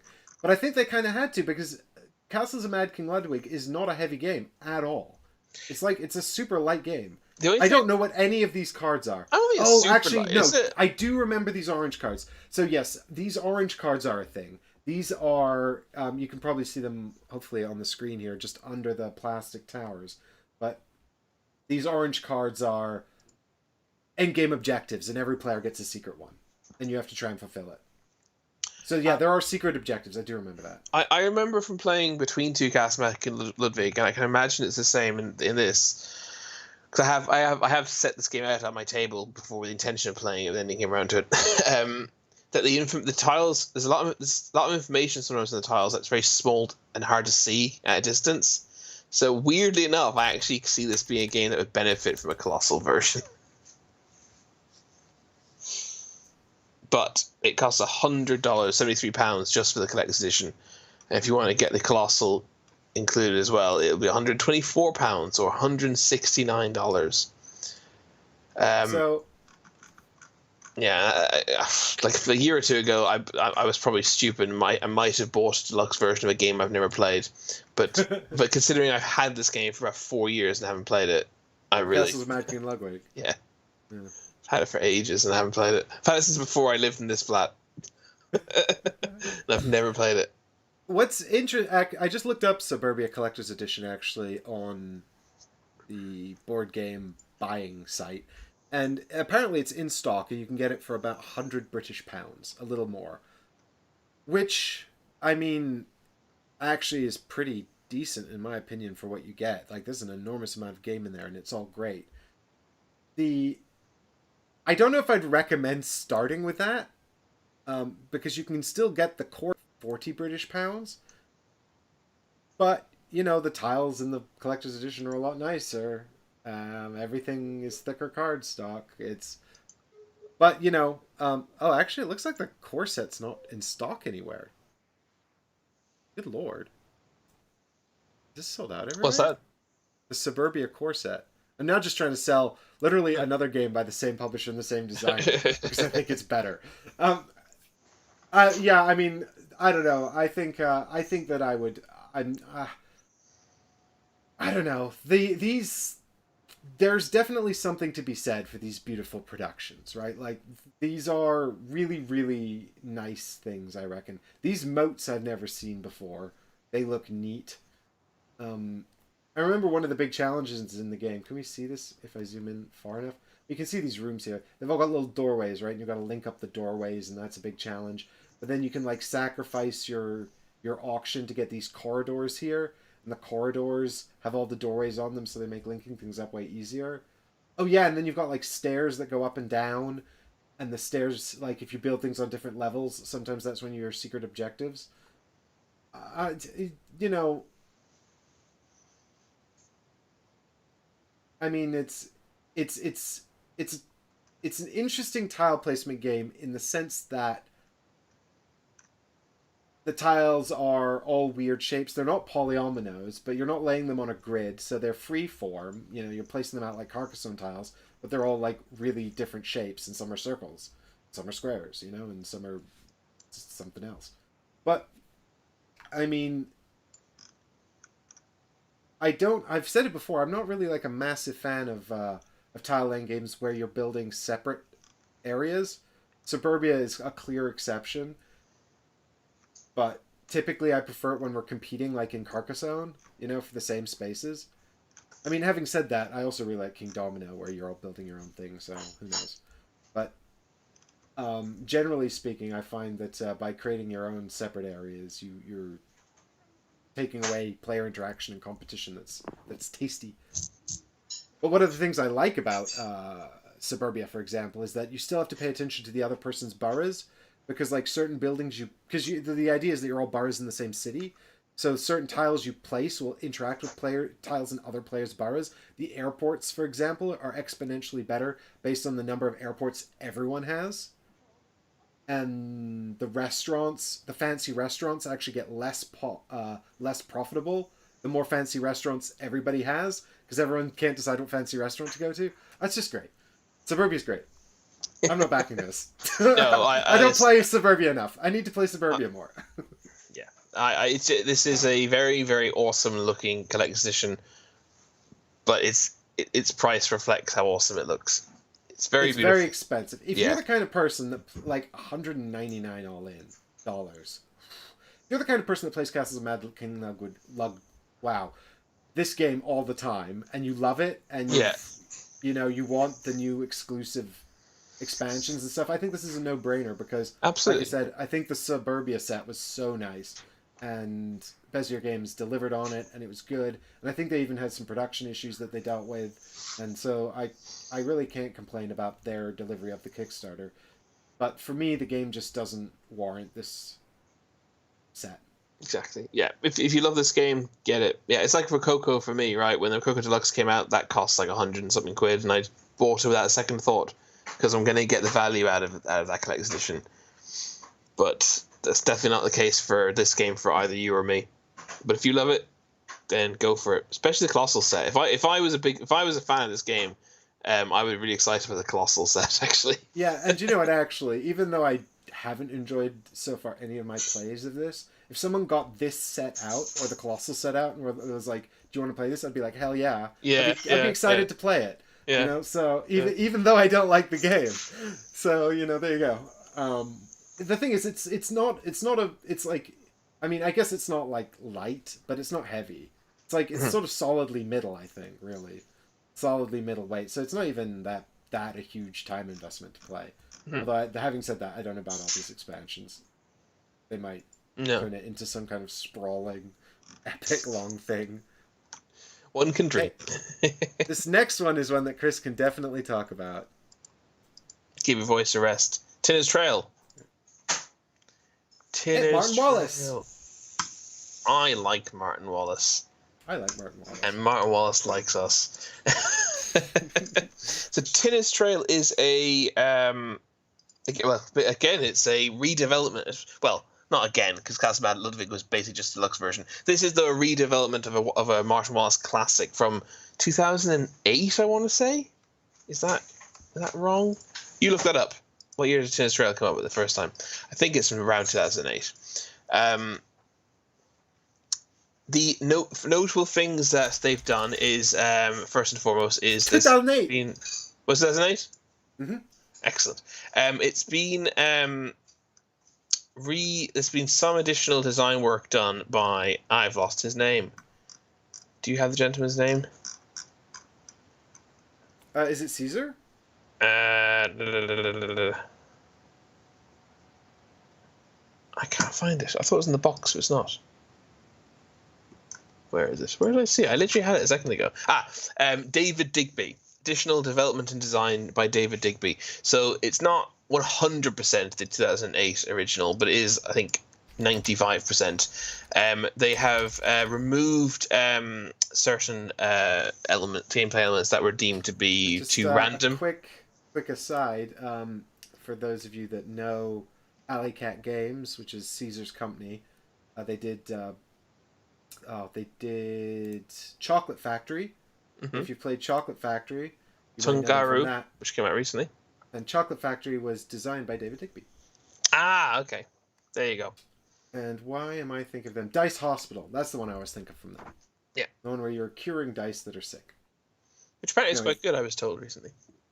But yeah, so they've removed certain aspects that were deemed to be random elements, which surprised me because I wouldn't have thought, Martin Wallace games, I don't really associate Martin Wallace with chance or random elements. But they removed what little there was and made it more skill based. Obviously, there's art and graphical improvements, and they've also just the player count is now 1 to 5. Previously, it was 3 to 4.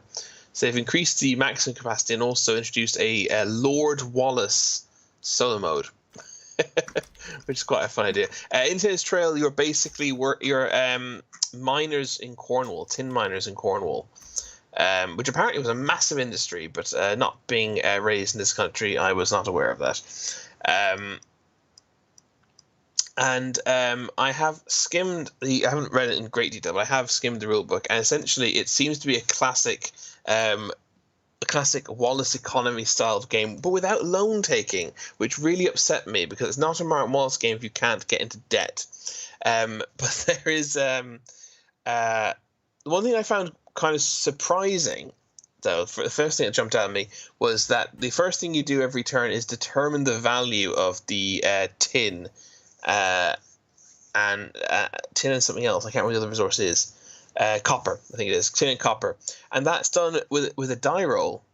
And there is a slight modifier insofar as if it was very cheap the previous turn, you automatically add 1 to the die roll. And if it was very expensive, you automatically take 1 away. But that does basically, the economy is set by chance. And if you have copper and tin, and it seems to be valuable, this would be quite a good time to sell it, but maybe next turn it'll be worth a bit more. It is just a matter of burn the hand or taking a slight gamble, which is kind of weird when you think about it in relation to, for example, brass, where the value of resources is directly linked to how much they're in demand versus how much they're being produced, and that demand and production is completely controlled by the players. So I was slightly alarmed by that. First and foremost, have you looked into this at all? Have you played it first? No, I have not played Tinner's Trail, and there's a lot of Martin Wallace games I haven't played. Oh, sure. I think he's got about 30 or so games. So there's a whole Martin Wallace hole that you can fall into. So this is one that I haven't played, but I'm intrigued. But okay. Do you see what I'm saying about such a random price setting of the resources? Yeah, because I can't see why I can't see this being as compelling as something like brass as a result. Because essentially what you're doing is you're building mines via auctioning. You auction them off, and you're developing the mines to make them more efficient, removing water, creating pumps, and it's essentially, but essentially it boils down to. It essentially boils down to getting the most points and from being able to produce the most, and what the resources are ultimately worth is random essentially. throughout the And game. there's no way to influence that. Not as far as I'm aware.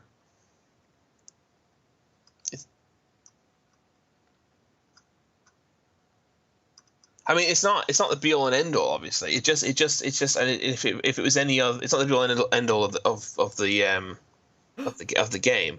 And if it was any other, if it wasn't for the fact that I know this is a Martin Wallace game, I probably wouldn't necessarily pick up on it so readily. But it just really struck me as odd right out the gate that. Yogi Bear says he's taken a look at it too, and he says here that it's sort of determined on a range. Yeah, So determining whether is. it's sort of in favor or in or out of vogue, essentially, this round. Yeah, there's a range into far. Yeah, exactly, 0 to 4 or 5. Yeah, but that's still random, just because. Yeah, I don't see how that really improves how it improves it. I mean, So I'm just thinking about how in Clans of Caledonia, when you interact with the marketplace, which is sheep and no, it's milk and cheese and whiskey and something else, hops, I think. I can't remember exactly. But when you sell stuff, the market value goes down, and when you buy stuff, it goes up. So another player buying stuff could increase the value of your goods. So it's very deterministic. But you don't know what anyone else is doing, so you don't know when the prices of things are necessarily going to change. And while that, I think, is more appealing to me as a game mechanism, I don't think it's entirely reflective of how economy works in real life, which is to say it's probably completely random. Case in point, GameStop. Sure. No, GameStop, isn't it? Not game. Yeah, GameStop. Yeah. GameStop stock. Yeah. The dice roll is probably more realistic. But having said that, this for me is still going to be a back, and the reason being, I really like Martin Wallace's games. Brass and London are really real favorites of mine. I think he did Discworld as well, which I quite liked. Oh yeah, Ankh-Morpork, that's him. And despite that, it's one of those things, right? How much can you glean from reading about a game? You know, obviously that's the whole point of this of what we're attempting to do right here. But I have enough faith. Because we're also gleaning stuff by talking about it. That's true. We're not just reading about it. We're looking at it and talking about it. But I'm enough of a Martin Wallace fan that. Sorry, I'm just trying to find out. Well, the retail edition is £33 British, and the minor tier expand edition is £43. Does that come with the Arsenic expansion though? I think they both do. Yes, it does. Don't they? Yeah. There's the retail. There's also, I don't think the retail edition comes with the Arsenic expansion. There's also an expansion as well. Yeah, the Immigration expansion. Yeah. But I don't have any other Arsenic theme games, so this is a clear niche in my collection that needs filling. But I mean, yeah, I like that there's a solo mode. I'm also a big fan of Martin Wallace. I actually didn't particularly care for London, but I do really like Age of Steam and Railways of the World. I haven't played either of those. And I've also got that weird space game he did, Onward to Venus. That's really fun, actually, and it was super cheap. I didn't even know he did a space game. I mean, he had several. I think though the one that's because he had his game Tree Frog Companies, and they published. Oh yes, Tree Frog. Oh God, what was it called? I want to say Endure the Stars, but it wasn't that. But just coming back to this, the thing is the money's not actually the point. The way you make the main way to get points is by investing, right? And the main way to make money is from Handful of Stars. A Handful of Stars is Martin Wallace. Endure the Stars is our friend Adam Smith. Sorry for interrupting. That's okay. The main way to get money then is from these resources, which are kind of, as I say, are the value of which is randomly determined at the start of every round. So I do find, and the earlier you invest, I'm pretty sure the more lucrative your investments will be. So I just find it weird. It just seems so un-Martin Wallace-y. Well, I mean, the thing is as well, like, if you've have you played the Wildlands games? No, but So I those are don't. like Yeah. his Oh yeah, they're skirmish combat games. they're him as well. They're really oh yeah, he's very broad. They're That's true. super random. Like they really don't feel like sort of. I mean, and the thing is, I think it's sort of a testament to his skills as a designer that he can create sort of all these different kinds of games, and then you're simultaneously like, this doesn't feel like a Martin Wallace game, but But at the same time, oh yeah, that's a Martin Wallace game. but this, I suppose this is clearly in this of the same vein as Brass rather than Wildlands, right?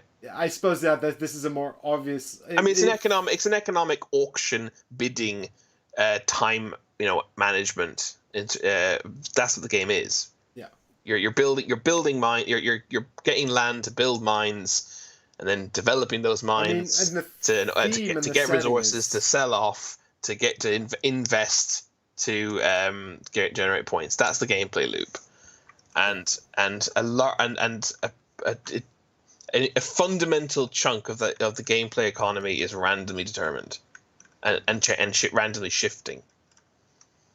And I think that seems un-Martin Wallace-y for me,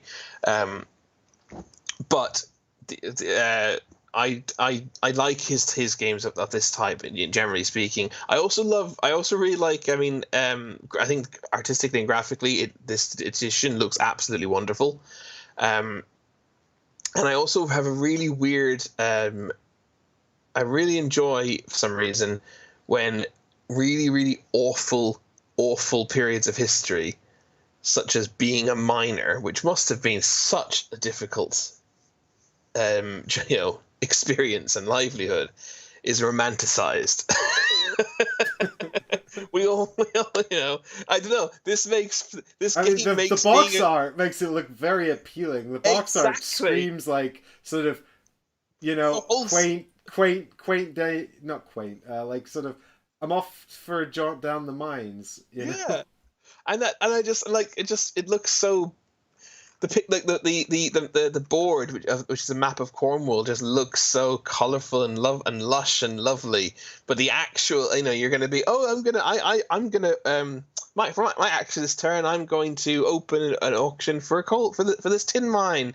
Okay, and it all just seems so happy and go lucky. But the actual knitting. The actual taste experience of these people was to be trapped underground, mining coal and ore and whatnot. I keep saying coal. And I can't see... and copper for rich industrial bastards. I can't see there's the whole map. No, I'm afraid I was going to say if there was a bit more Cornwall on here, or if it extended up towards a bit more of the southwestern part of England, you might have Gaming Rules HQ on here. But I think they've been cut off. I can't quite tell how far it comes. But I'm more intrigued in this now than I was before we started talking about it. I really like Railways of the World. That's one of my favorite games. I just really like it. It's essentially crunchy Martin Wallace economics with some pick up and deliver that I hate, but I like this pick up and deliver because the only way to be successful at the pick up and deliver is to play this ruthless territory control game. So I love it. Yeah, well, I'm definitely gonna get this anyway and give it a go.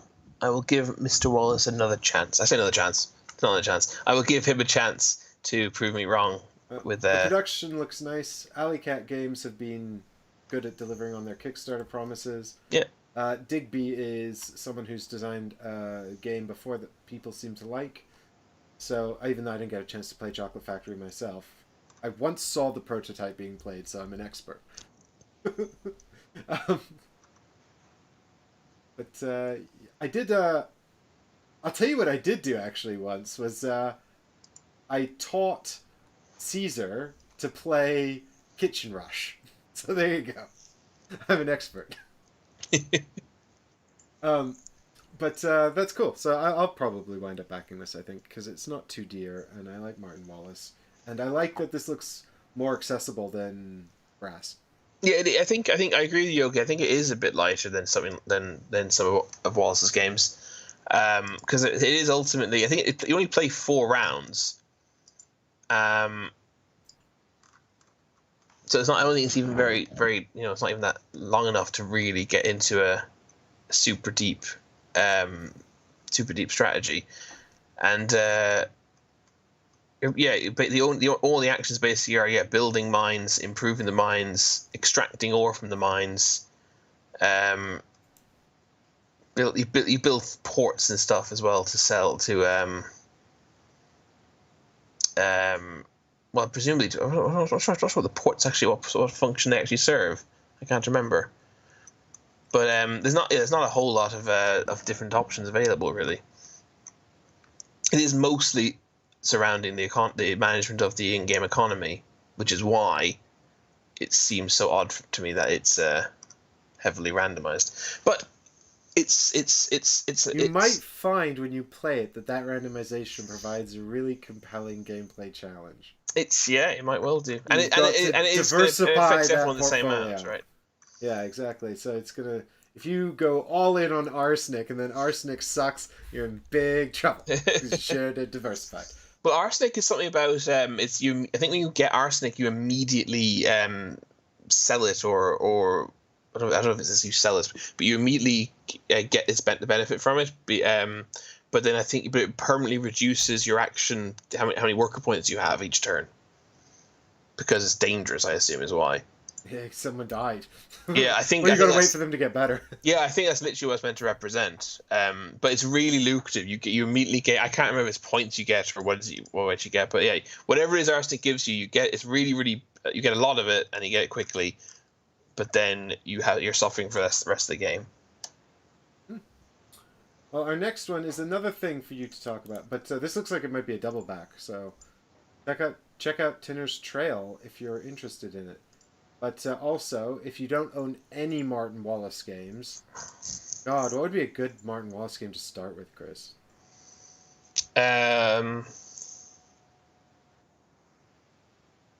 He's got so many, and they're also diverse. I keep thinking about Australia as well. Did you ever play that? No, that definitely won't be a good one to start with from what I've heard. No, it'd be a terrible one to start with. I just can't get. It's such. Like, speaking of Martin Wallace and peculiar themes, Australia is essentially set in 1930s Cthulhu, Australia. Yeah, but you're building up these sort of like 1930s style World War One forces, and you're doing this sort of economic management game, and you've got to manage like supply lines and stuff while Australia is being attacked by Cthulhu. It's really bizarre. And there's almost like no Cthulhu artwork in the game. There's like this just small stack of like Cthulhu tokens. It's really funny. But yeah, don't start with that. I mean, I love Railways of the World. I think Railways of Nippon, which is the sort of smaller version of the game that is sort of designed for like 2 players or 3 players. I think it'd be great with 3 actually. I think Railways of Nippon would be a really good place to start because it's just really good. You could do it. You could start with Brass, couldn't you? Brass isn't too complex. Oh, the Tinner's Trail does look lighter. Maybe Tinner's Trail is the way to start. I think Tinner's Trail would make a great sort of like escalation into Brass. Because it feels like it's sort of got a bit of randomness, which actually for people who are less familiar with these kinds of games actually serves as a bit of a equalizer. That is true. But what I love so much about Brass is the fact that the supply and demand is so well simulated. Yeah, 100%. So there you go. This is if you've got Brass and you're struggling to convince people to play it, this because they're playing lighter games, this might be a good escalation into Brass. But if you've already got Brass, a Study in Emerald, I mean, that's again another Martin Wallace game that's just so completely different to everything else that he's done. So he's definitely a man of broad talents. All right, here we go. This is the next thing. Dun, dun, dun, dun. Human Punishment, the beginning. Do me a favor and open the rule book and let people see the rule book. Okay, let me find the rule book here. Ooh, it's social deduction. Chris likes social deduction. I love Wow, look at that board. Huh. Okay. How to play. Open the rule book. Keep it safe in Dropbox. Open up my Dropbox. Draft. Look at all these notes people have left. Scroll down there. Wait for it. The golden rule. Game setup. From here on in, images missing, formatting not final. Yeah, I mean, it's a good thing formatting's not final. Look at these walls of text. God. Yeah, picture tells 1,000 words, Like, but we ain't got any of them, so we might as well roll out 1,000 words. It's just unbelievable. This is a social deduction game, right? Oh, God. It's What meant happened to be. there? Oh, there we go, we're back. So this, yeah, I mean, this is basically a... How to play the factions. Campaign mode. Oh my God, I was expecting this to be a bit like a Resistance or something, you know?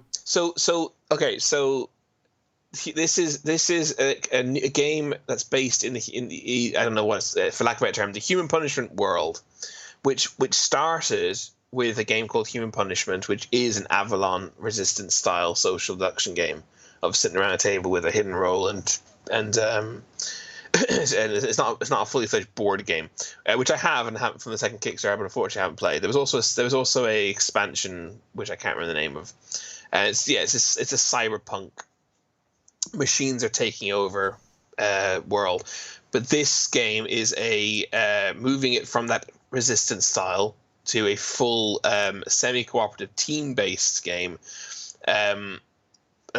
Along the lines of Dead of Winter, maybe, or Battlestar Galactica, or New Angeles. And someone somewhere in this Kickstarter page even said that this is going to be the game to knock Battlestar Galactica off its throne, and which is it was Martin, who's an Austrian board gamer.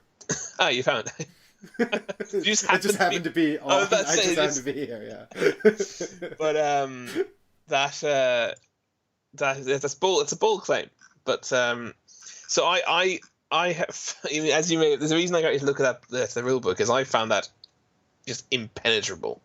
I mean, without any, I mean, that feels like the kind of thing I need to set up and look at. Like some games, you start reading the rule book, and I had the recent experience of this, which I might talk about later. But you start reading the rule book, and it makes no sense, and you can't possibly intuit it without getting the game pieces out and actually setting the game up and looking at it. And then suddenly everything starts to fall into place. But what I do know is essentially this game is there are 4 different factions. You may change faction throughout the game. Every faction has its own win condition, which you have to make sure your faction achieves that. But every player also has a secret objective. That's why I made the kind of Dead of Winter comparison. Where even if you're not a traitor, you're kind of a traitor because you're still trying to selfishly do your own thing. So in order to win, you have to make sure your faction succeeds and you succeed in your secret objective. I'm not sure if it's possible for more than one faction. I'm not sure if factions' objectives are always completely in opposition with each other. I'm assuming not when there's 4 of them. But basically, the core objective seems to be getting data chips. But you have to basically move across the board, and there's different routes to go, which are different lengths and hold different challenges and different potential rewards for taking them. To acquire these data chips and bring them back, and then that kind of with the data chips, there's this it's kind of the same idea as in Dead of Winter. You know, when you if your game is familiar with that, when you are contributing resources to a I can't remember what they're called, to a threat, or in Battlestar Galactica when you're contributing cards to I don't know what it's called, a threat, and you have the opportunity as a traitor, therefore, to put in corrupted, they're probably called corrupted data chips to actually count as negative points towards the objective, right? But you don't know who's contributed what, and it's the same mechanic we see in all of these social deduction board games, where you're all contributing resources towards a common goal, but you can sabotage it. Apparently, it's the crisis. Is that what it's called? Oh, that's what it's called in Dead of Winter, isn't it? Yes, it is. So that's the main bit. But then there is an awful lot of faff going on. There's enemies that appear on the board that you may have to fight. There's there's tanks, snipers, soldiers, crawlers, thieves. There's also elite mechs. There's, depending on where you are, depending on which path you've taken, you'll start your turn in different locations. Locations have different associated actions you can take, many of which I couldn't understand remotely what they were actually meant to do, because this rule book is just, as I said, impenetrable. There's a section called Deus Ex Machina. I hadn't realized that. So yeah, I can't tell if it's a massively overly designed game, or it's just such a bad rule book that I can't tell that it's actually perfectly fine and simple. Do you know who the designer is? I have it somewhere. I should have it in the. Oh yeah, Stefan Goddo. Right. Do we know what else he's done? He did Human Punishment, and that's it. And Human Punishment, and that's it. Have you played that yet? No, I haven't. Ben's played it. He really likes it. I've heard good things about it. It's much lighter, isn't it? I say he really likes it. Ben told me he really likes it, and I believe him, but I have noticed he's selling it. Okay. So he liked it, and it seems to have run its course with him. I got it when it came, the second edition, because everyone knows how much I love social deduction. So I thought, well, I'll get that, and I'll probably get this for the same reason. It's not that expensive. Although, actually, having said, I spotted the poker chips, chat. Don't think I can be bought off that easily. Well, some shiny. Oh, the data chips are poker chips, yeah. I mean, the thing is, do you know what? I actually regret selling my copy of Dead of Winter. I quite like Dead of Winter. Yeah. I do have. I mean, I have recently had a massive hankering for this kind of game. But I do also have a copy of Battlestar. Yeah, you said that to me recently, didn't you? Yeah, I was literally asking you, has anything like this come out recently? I think it's again a quarantine symptom. This is the kind of thing that you can't. And I would actually argue that this is the worst kind of game to play online. I mean, Among Us does a really good job of it by just making everything really simple and shouty, whereas especially something much more nuanced, like a full-on board game like this, or Battlestar, or to an extent Dead of Winter, which is probably lighter than both of these. You just that sort of sitting around the table, lying to each other's faces, sweating bullets, trying to get away with stuff, all that kind of thing. That's, I think, most lost by our current situation, and so I think that's why I've been most desirous of playing it. And if I had to say we could play one game together tomorrow, it would be something with a trader mechanic, If it's not Nemesis, then let it be Battlestar, or, this. I'd figure this out, Mm-hmm. But, do I need to back this one? What's the mechanic I'm being sold on here? What's the cool new thing? Exactly. As far as I can tell, there isn't one.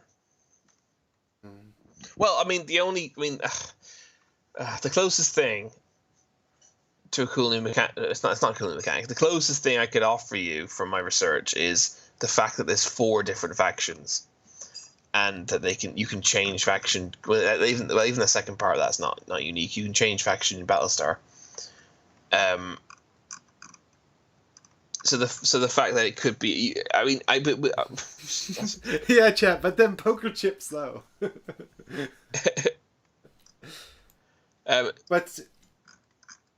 Would you? I was just thinking. Would you make a comparison to New Angeles then? Well, only in theme, right? Angeles is based in the Android Netrunner universe, which is also cyberpunky. but there's no, because in this you're actually have moving across spaces in this, right?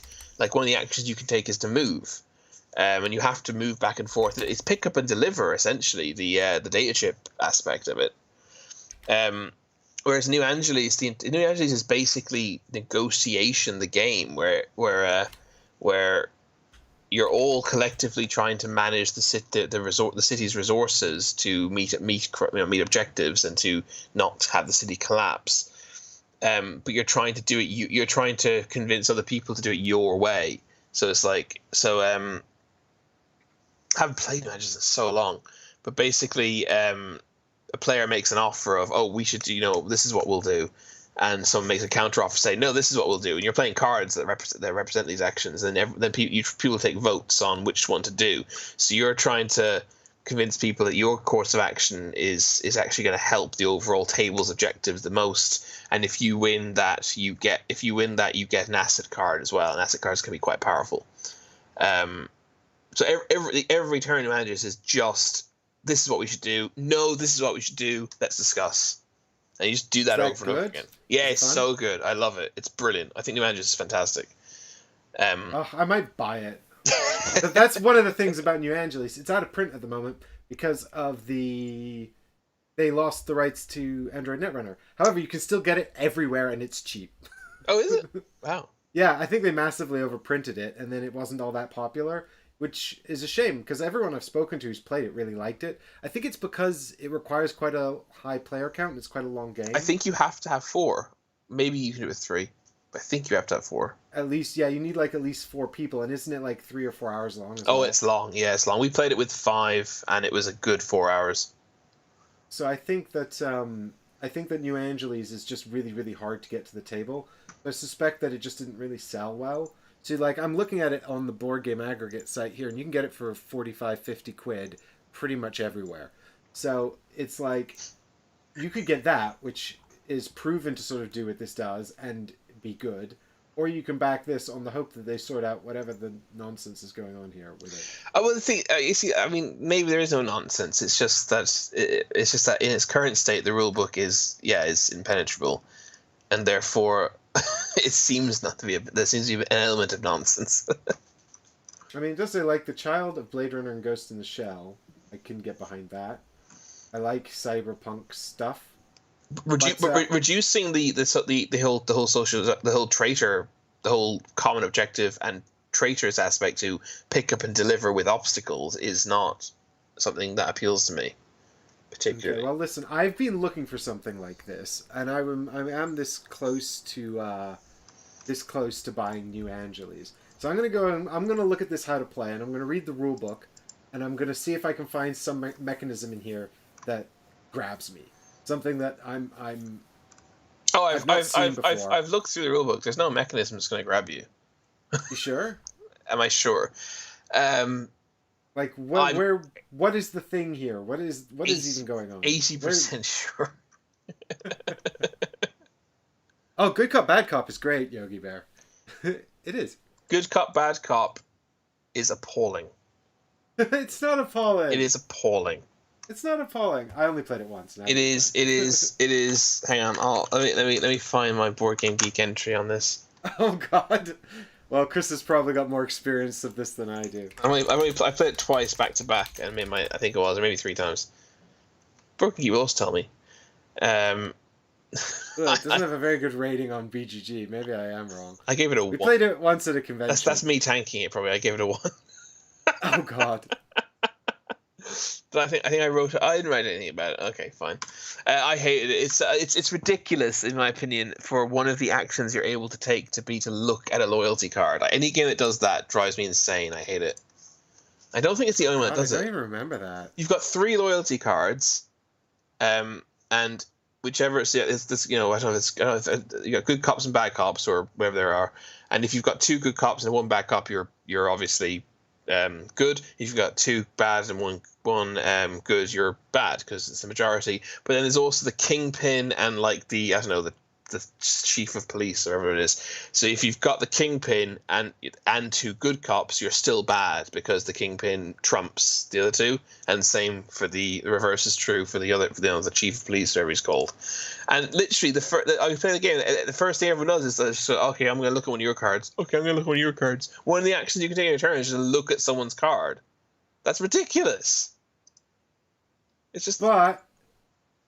But then you tell everybody and they're like, I don't believe you, and then it's like triple bluffing. I don't know. To be fair, it looks like there's 3 editions of Good Cop Bad Cop, and I'm not sure what edition I've actually played.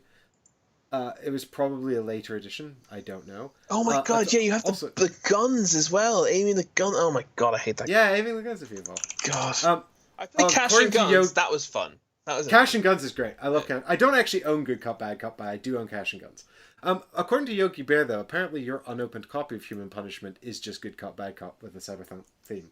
Is that you telling me that Human Punishment is essentially is Good Cop, Bad Cop, and therefore I'm going to hate it, or is that just a joke? I hope it's the second one. Please tell me that's a joke. If Human Punishment is just a rebranding of Good Cop, Bad Cop, I'll be so upset. Well, the good news is that Good Cop, Bad Cop wasn't designed by Stephen Gatto. Yeah, true. I would retry Good Cop, Bad Cop because I haven't played it in about Yogi Bear 7 just years. says yes. Oh no. Yes to which option? Read the rules. Read the rules. Oh god. Oh no. I didn't read the rules to Human Punishment. Ben just told me it was good and I got it. Oh no.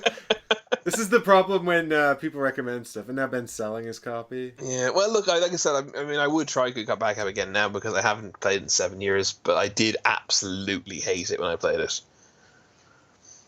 Cash and Guns fails. I never play with paper money.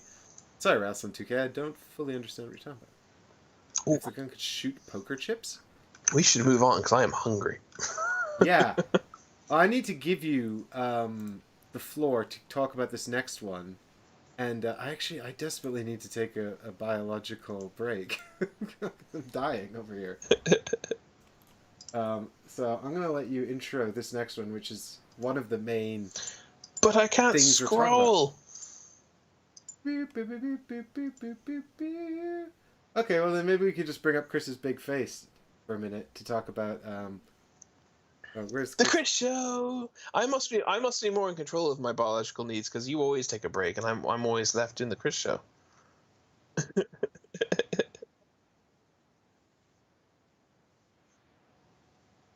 Of all social deduction games, probably Battlestar, right? I only played Battlestar Galactica one time. Is Cash and Guns social deduction? I don't think it is. Oh, I appreciate that, Haggers. I could start talking about Primal the Awakening. I think that's what a lot of people wanted to see this. Primal the Awakening is basically, with 25 hours to go as well, Primal the Awakening is essentially Monster Hunter, the board game, which is particularly interesting because Monster Hunter, the board game, is coming to Kickstarter soon. However, the official Monster Hunter the board game is coming to us from none other than Steamforged Games, who have already come up. Open your copy of Human Punishment. What, live on the channel? Just to see my disappointed face when I realize it's Good Cop, Bad Cop. Margot, my cats are... I don't know where they are. Somewhere in the flat. They haven't shown up in this stream, unfortunately. But they're alive and well. Thank you very much for asking. Yes, as Eddie says, Steamforged bad. Steamforged already come up in conversation in this stream, and it not in positive light. Steamforged games are probably my least favorite publisher, and the one publisher who I think they're the only publisher who I now will automatically not back because they're behind the game, and that's why I would not be backing Monster Hunter the board game.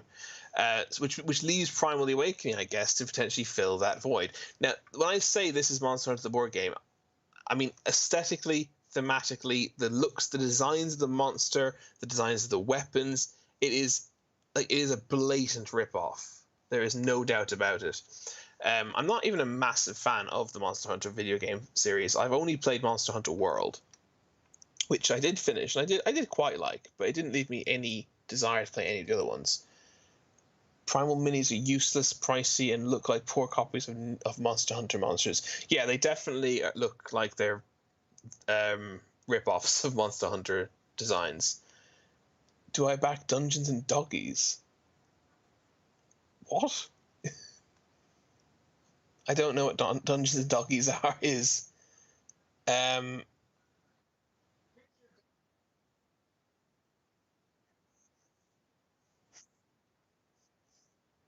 Sorry, who are you? Hello, I'm back. I was just talking about Dungeons and Doggies. Yeah, D&D, but with dogs and cats themes. That was the one with the cat romancer or whatever. Oh, I think I told. Yeah, I think I do remember that. But yeah, so and you could hear everything I was saying, right? You know where we are. I got them wireless headphones. Yeah, excellent. Luckily, we couldn't hear you pee. I'm surprised. It was extreme. It is worth noting that the King of Average loves just every part of this game, and Rado thinks the game is spectacular, the AI system brilliant, and it feels like you're fighting a living creature. Yeah, nothing nothing more needs to be said, obviously. Yeah, so mechanically speaking, it seems to be basically very it reminds me a lot of King of Death Monster. Even though King of Death Monster has dice and this doesn't have dice, it still reminds me a lot of King of Death Monster. And it also reminds me of King of Death Monster in the aesthetics of the cards. I know I said the weapons and the monsters, etc., seem to be blatant rip-offs of Monster Hunter, but the graphical design of the components seems to be blatant rip-off of KDM. Even down to the shape of the cards of the item cards and the iconography on the weapon cards. It's all screams KDM.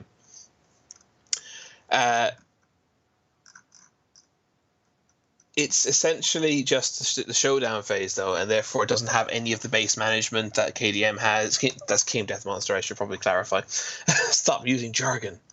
It doesn't have any of the base management or the story progression. Even the are they called campaigns? There's a campaign way to play this game, but it doesn't even seem to have a storyline particularly. It just seems to be connected scenarios, so it's missing all of that. The one kind of positive thing it seems to have for it is the fact that it's because it's a deck crafting game as opposed to a dice. What would you call KDM? I suppose a dice game, dice chucker. It's not really, but the core combat comes down to card play from a crafted deck. So it seems reasonable to claim that there's more strategical depth to this game than maybe there is to KDM. But nothing about it really makes me want to take the plunge at the kind of prices that they're asking for, which are €250 for gameplay all in, or €140 for the core pledge. Because to me, I think I said earlier on that one of the things that makes me want a board game potentially is wanting to exist in a world, right? And KDM is like that for me. That the world is just so, I don't know, so dark and grim and engaging, and I just want to explore it and exist in it on a kind of a story level. And this game doesn't seem to make any effort really at all to build its world and or its story. Another thing that really kind of potentially appeal me to game is just the way that the way that theme can be interestingly overlaid with mechanics. And again, this doesn't really seem to do that. That an example that might be The Pursuit of Happiness, where it's where a worker placement game is rejuvenated by the interesting theme of trying to live your life well. And the third way that I think the third thing that really draws me to the game is just really solid mechanics, the puzzly element of trying to play the game the best way I can each time. Example of that for me would be something like with Coco, where every time I sit down to it, I just look at the state of the board and want to do the best I can. And this doesn't tick any of those boxes for me. It's not a world I particularly want to exist in. It doesn't have an interesting merging of mechanics to theme, and it doesn't seem to have it doesn't have the interesting puzzly gameplay that would make me just want to kind of optimize every situation. Well, it looks to me like there's, for all of this faff here, there's basically just this core element, which is fight the monster over and over again. It looks like there's only one monster fight board. So, and that's not necessarily a bad thing, right? Like, I'd much rather have a game with one one thing that it does really interestingly and really well that I'd want to repeat over and over again because it's so compelling every time. I'd rather have that than something that does like 5 or 6 things poorly where not one of them is particularly compelling. Yeah, I agree. Agree with that. So it does seem to sell itself on this monster behavior. So what is it about this monster behavior that's so good if this is all there is to it? So the monster behavior functions with an AI deck same as King Death Monster. Ever since KDM did that, we've seen that everywhere. Yeah, Dark Souls did it as well, right? And it's a very good system. In addition to that, they have this. Doesn't Bloodborne do it a bit as well? Yes, with the bosses in particular, yeah. But the bosses are what I'm thinking of, yeah. But it's not. Yeah, with Bloodborne, it's not quite as involved or as intricate as Dark Souls or KDM. Even Gloomhaven has shades of that as well in their behavior decks, don't they? Yeah, but behavior decks and AI decks, I think, are distinct, and I would call the Bloodborne, more behavior deck than an AI deck, because the AI deck is trying to simulate decisions being made based on what you're doing. So it might say, if this is true, if X is true, do Y. If A is true, do B. Whereas behavior decks just flip and it just does this. I do think that's interesting. I do think that's a subtle I actually love that distinction. That's a really cool distinction. Well done. This is why I'm here.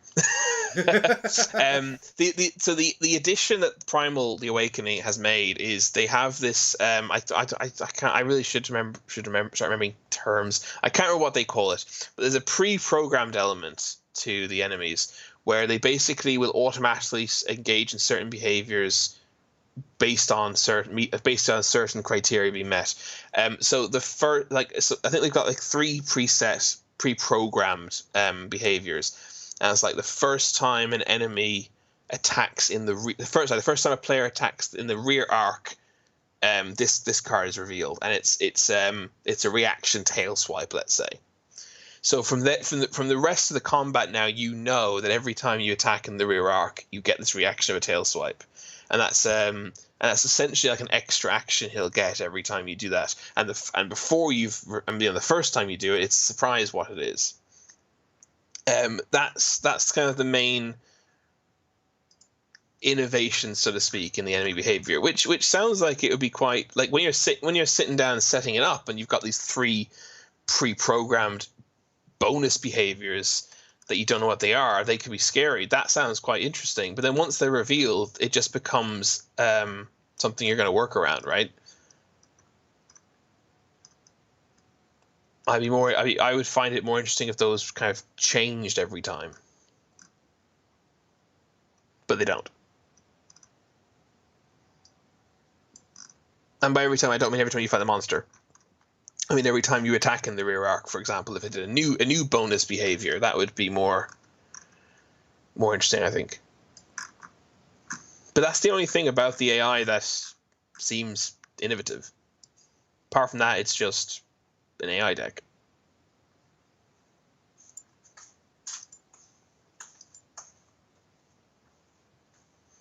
And now we're going to have some quiet time.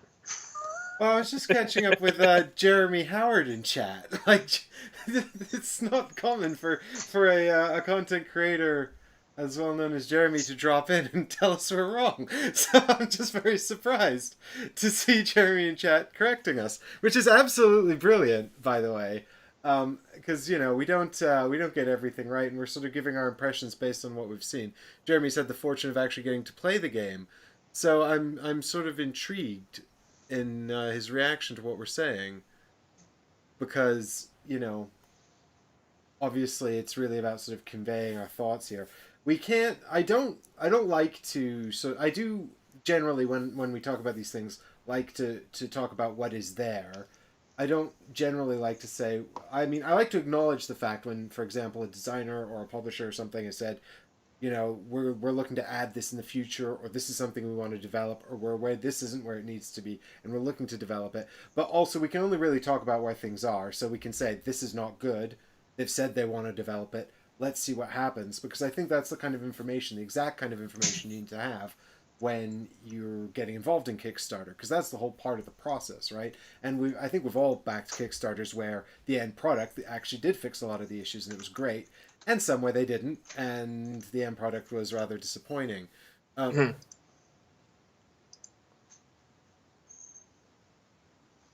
Yeah, I mean, I've not really looked at Primal the Awakening at all. So I'm sort of keen to find out why. So the one thing the only real contribution I've got to say about Primal the Awakening is that the designers of it have only one other game to their name, which is Elo Darkness, which I wasn't a massive fan of. It's a MOBA style game that I found to be rather a bit clunky, and I don't think it's perhaps the best board game iteration of that, or maybe it's just not for me. Um, I much prefer Guards of Atlantis personally, um, but I haven't played it, that's but that's about all I've got to go on. I would like to see what it is, because there's an enormous number of cards here, and I'd like to see what it is about this card interaction that makes this so compelling. I think So yeah, I think Jeremy's clearly played the game and clearly knows a lot more than we do about this. But I think it's not fair to compare either product. I don't think that's. I disagree with that statement. I think it's very fair to compare this game to KDM because they're both about killing giant monsters.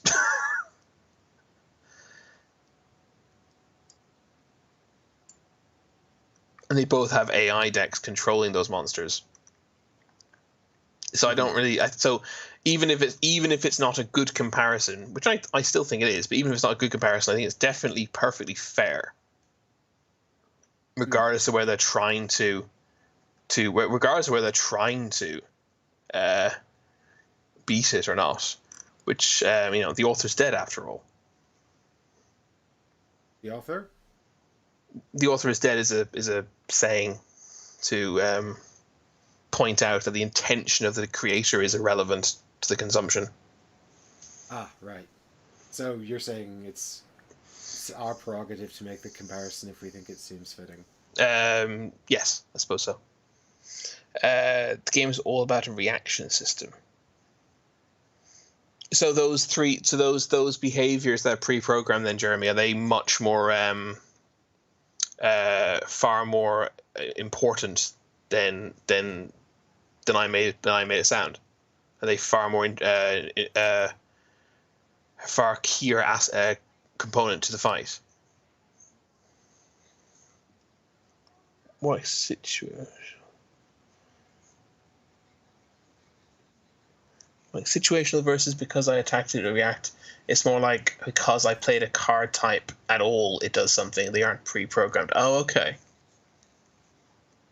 But when I say pre-programmed, I mean what I meant was that it gets these certain behaviors which will trigger upon these criteria be met, such as you say, a particular card type being played. That's what I'm saying. It's pre-programmed that X will make it fire off this ability rather than Y will make it fire off its ability. That's what I meant by pre-programmed.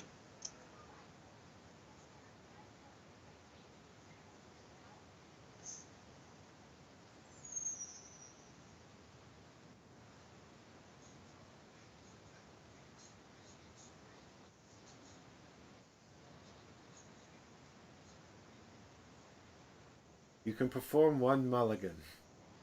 What? I know. Now I know something about the rules. Good. Should always have a mulligan.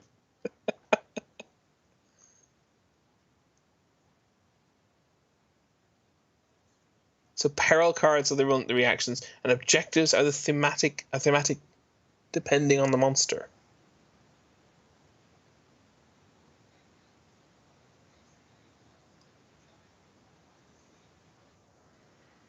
Right, so you're managing stamina to play out your abilities. I figured that much out. Welcome to the party. There's terrain on the board, apparently, which I thought the board looked too small for terrain, but there you go.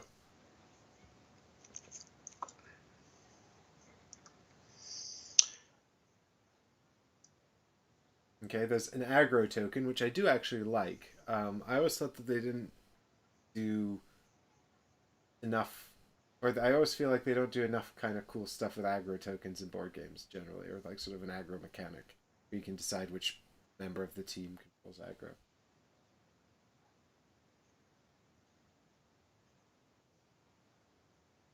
I'm glad to see I've I think Jeremy's making KDM comparisons to please me.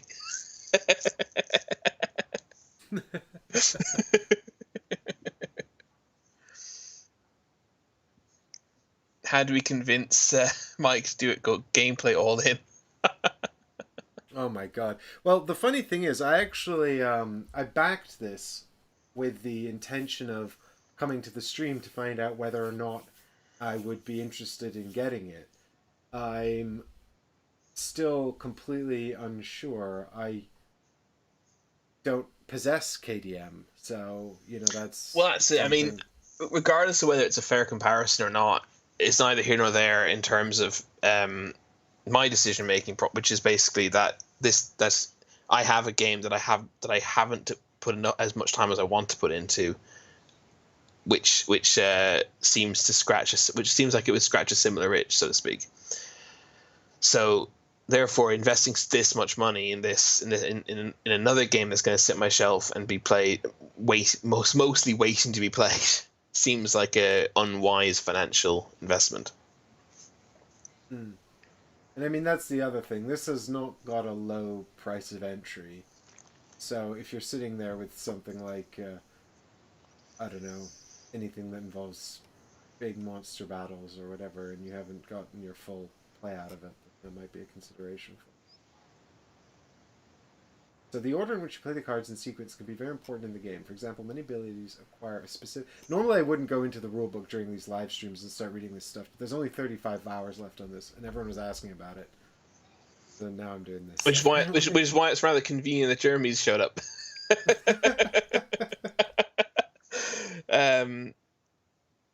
Because as someone who's actually played it, he's in a much better position to Jeremy says, offer opinion. I waited for this game for a year, and I'm glad it didn't suck. It confirmed my personal hype. I could never, ever tell people to spend that kind of money. No, of course not. But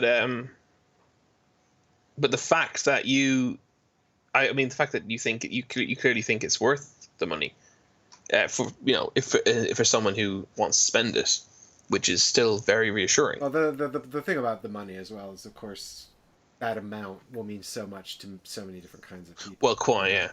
Jared said, I think Oathsworn's a better investment. I have backed Oathsworn. I think Oathsworn All-In is quite significantly cheaper. I think it's less than half the cost of Primal All-In. You see, Oathsworn versus Primal. I don't think that's a particularly. I don't think that's as accurate. I think KDM's a more accurate comparison because Oathsworn has an enormous has a whole second gameplay element, which is narrative driven and decision choose your adventure style stuff going on. But yeah, having said that, KDM has a whole base management section, I suppose. It's just not what I think when I think of the game. Yeah, which is actually really interesting because you spend a lot more time doing that. Oathsworn does have a ton of writing involved, but I have the sample writing I've read I was actually quite impressed with. I thought it was very well written, and so Yeah, many well, board games have absolute trash writing. do you know Um, what? I played Oathsworn, so there. And it's do you got remember the dice. right? It's got It dice, has and this optional doesn't. dice. It has optional dice. Oh, that's true. That's You can right. also Actually, you go can down the play with the deck Gloomhaven. of cards, or you can play the dice. What I That's really true. like, well, actually, you can do it both, and that's kind of what I like about the fact that you can run the Gloomhaven style modifier deck, and then if you were to know, there's only crap things left in my deck, you could say, solid. In that case, I'm going to roll the dice this time. I quite like that. Look, hey, scroll back up there, Mike. Scroll back up to that armor card. Whoa. Okay, the graphical design of that card is a blatant rip-off of KTM. I'm sorry, it is. Do you mean the graphical layout of the card, Yes. or the actual imagery? The layout, the graphic design, not the art design, the graphical design. Having said that, if for me graphical design is about functionality and clarity. If someone did it really Absolutely. well, I'm not going to like deduct points from someone else just ripping it No, off. no, no, You not know. at all. I was merely trying to convince Jeremy that my comparison wasn't completely unfounded. Look, they use the same layout for information. Therefore, Therefore, the games are the same. It's so clear, everybody. the armor combined is your health, so it gets pretty. The base management is why KDM is one of my top 10 games, and it's probably the most thematic game ever. I like Primal for not trying to do that. This expedition one-shot mode is interesting. They unlock one from each monster. The armor is combined with your health, so it gets risky. Yeah, look, it's got your The life Expedition points in one shot there. mode is the one I'd probably actually play if I was to play this game, because it would require the time investment, right? On the other side, though, this game is mic safe because I don't have to assemble any miniatures. Mm-hmm. It's not the same. Same cannot be true of KD. Same cannot be said of KDM.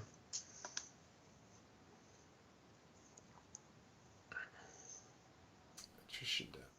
I mean, Attrition. debating is a strong word. I think we'd be very unwise to actually formally debate Jeremy on this, considering he knows stuff and we don't.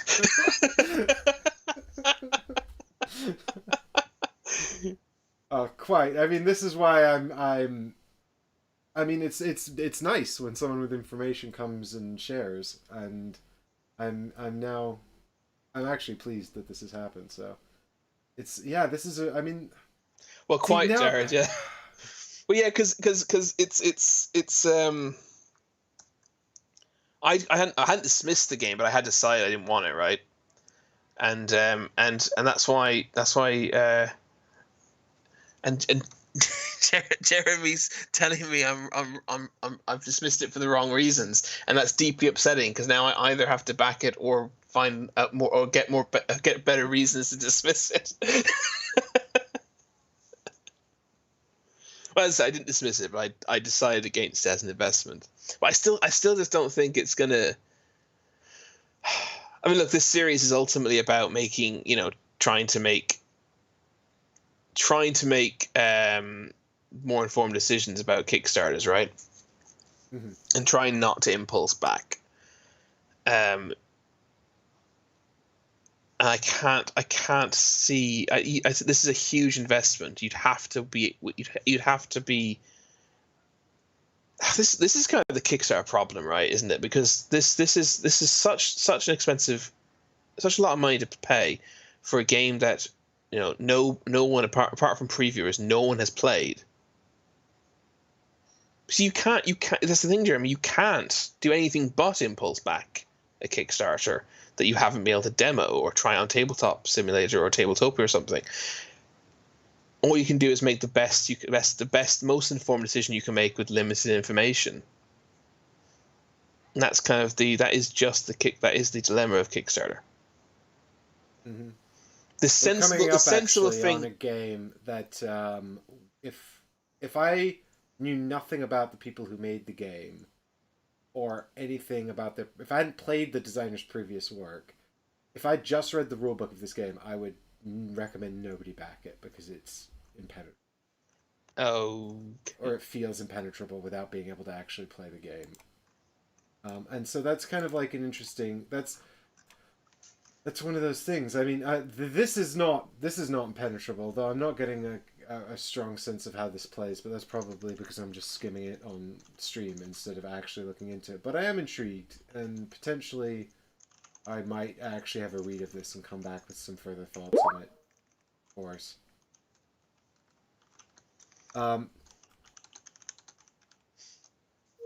Oh, Chris, don't worry. We'll do the next one, and then we'll probably call that a day. I've got one honorable mention and one more game to go, and then we're done. Which is the really impenetrable one, though, you were talking about? Is that the next one on the list? Yeah. Okay. Well, yeah, I looked at the campaign book briefly, Jeremy. I didn't. That's like you said, they haven't released any of the lore or anything, so that's why I got the impression there wasn't really much of a much of a story to it. Yogi Bear says buy it all. I'm like, well, this is the greater problem of someone like me, who basically just buys stuff so I can play them live on the internet. You know, I've got a slightly better excuse than most people, right? Because even if I hate it, at least I can explain why, and you know, it's all subjective. But also, like, there's not a lot of games that I out and out hate. You know, most games I really like, and I'm very enthusiastic about, and genuinely, I'm quite excited to check this out in more detail. I just wish I could play it before I bought it.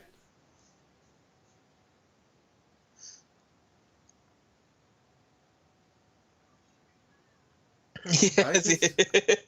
Today's intervention for Mike isn't going so well. But Literally all of chat is like, buy it, be a hero. Have you already backed? You've already backed it, I thought you said, Mike. Yeah, I had backed it, but I don't know if I'll keep the pledge. Sure. I backed it because there was an I early bird. would definitely back this over the Monster Hunter board game, despite the fact that I haven't seen anything about the Monster Hunter board game. But I would still back this over it. I mean, that's sort of an interesting thing, really, because I wasn't super impressed with Elo Darkness, but I wasn't so unimpressed with it that I wouldn't give these guys another chance. Like, whereas Steamforge, I feel like, I mean, there's a couple issues with Steamforge. I remember early days they didn't credit any of their designers. That's a bad sign. And secondly, they've sort of continued to be lackluster. So... And they don't seem to learn from their mistakes, which is my biggest problem with them.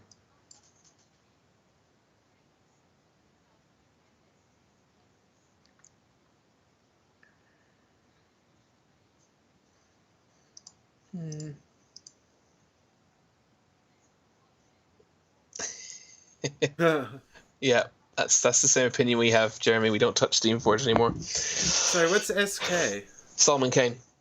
Oh, Solomon Kane. I've played that. I played that with the Mythic guys.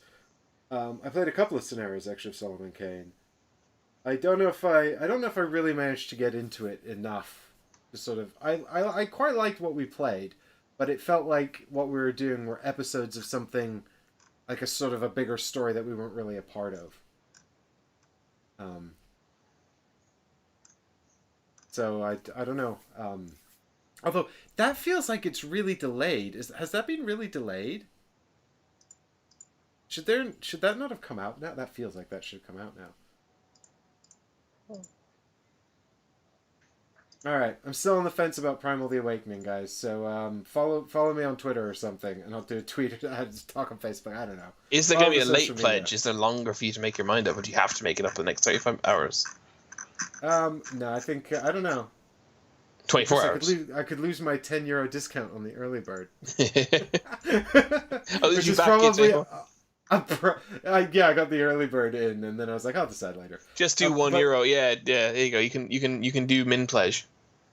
Yeah, exactly. I think it's probably worth giving up the €10 and then doing a bit more research on this one. I think Jeremy might have convinced me to do a minimum pledge as well, which I'm not happy about. But I might be happy about if I end up buying it and loving it and never playing KDM again because of it. Although that's apparently not what's going to happen, because apparently they're not as similar as I think they are. To be fair, you're not exactly like playing a ton of KDM at the moment. No, I know. So if this gets to the table, that's already some kind of improvement. 1 year hype. This is a first. This is definitely a first for this series that someone's entered chat and changed our minds. Well, changed my mind anyway. And I don't know. I think that, yeah, usually it's you and me influencing one another. yeah, generally speaking. Jeremy, you don't understand the premise of this show. The premise of this show is to make us back less. We're trying to be more discerning. But I seriously will maybe look at Primal in Awakening in a bit more detail and tweet out some thoughts about whether or not I'm interested in getting involved in that. Because I'm still, I gotta say, entirely on the fence. And it's, at the moment, all price point. Like, to be fair, I quite like the models in... God, I've moved on to the next thing and I'm still talking about Primal. But I quite like the models and the giant oversized weapons and stuff. I think that's quite fun. I'm not sold on these monsters, though. They don't really do a lot for me. The designs, you mean? I mean, Yeah, the designs are FYI, are Monster Hunter monsters. Through.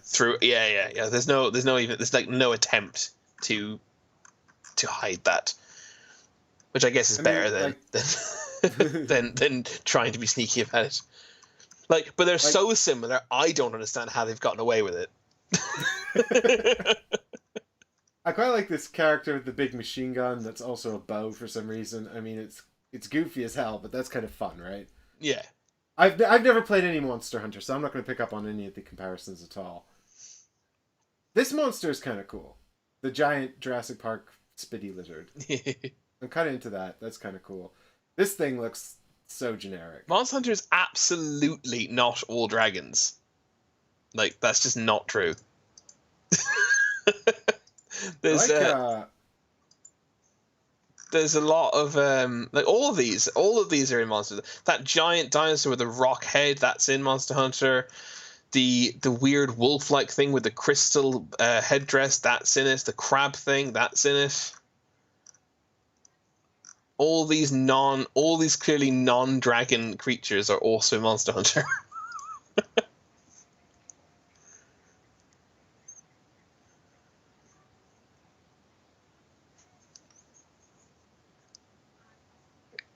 The Elder Dragons, yeah. Right. I guess we should probably, because dinner time is approaching, we should probably move on to...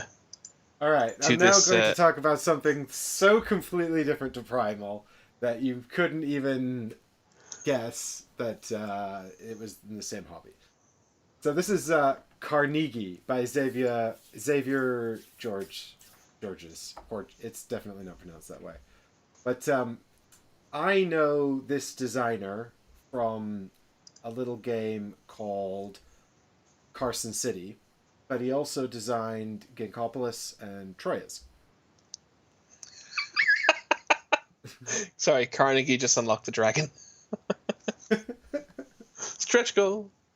And this is of course being produced by Quind Games, which did the. I mean, they technically didn't do the Carson City big box in the sense that I think the Kickstarter was actually run by a fan of the game, but Quind Games actually produced it, so they did do it, really. And so Carnegie is a new design from Xavier Georges, whereas Carson City Big Box was a sort of Kickstarter of a game he'd done earlier. So this is a brand new design by him, and he designs these reasonably heavy Euro games that tend to involve... Oh, look. Oh, he did Black Angel as well. I forgot about that. I didn't actually get to play that one. But, and this has got art by Ian O'Toole, which everyone loves, of course, Ian O'Toole. So, Carson City is the kind of game where... It's the kind of Euro game where, like, reading through the rule book, I was kind of like, how does this function? And I had to set the game up on the table to sort of understand it. And I think in many ways, Carnegie feels kind of the same way, in that there's a lot of really interesting mechanisms going on here. And the interplay between these mechanisms is really intriguing and it's got a lot of finesse to it. Everything's going to have ramifications on everything else. But until I get the game set up and start trying to play it, I'm not entirely sure exactly how it's going to feel. So this is on Board Game Arena, and I told Chris we should play it because I read the rulebook, and I could probably figure it out if we had a look at it on BGA. But what I understand is that there's this... It starts with this company board that you've got, which is this one here. And the company board essentially corresponds to these tracks on this action situation up here. And you're going to take, on a turn, you're going to put this action sort of token, which is this orange cog, down here to trigger one of these rows. And then based on the position of these action tokens on the row, it's going to have different effects, and the other rows are going to move along. And these are going to trigger different departments in your company.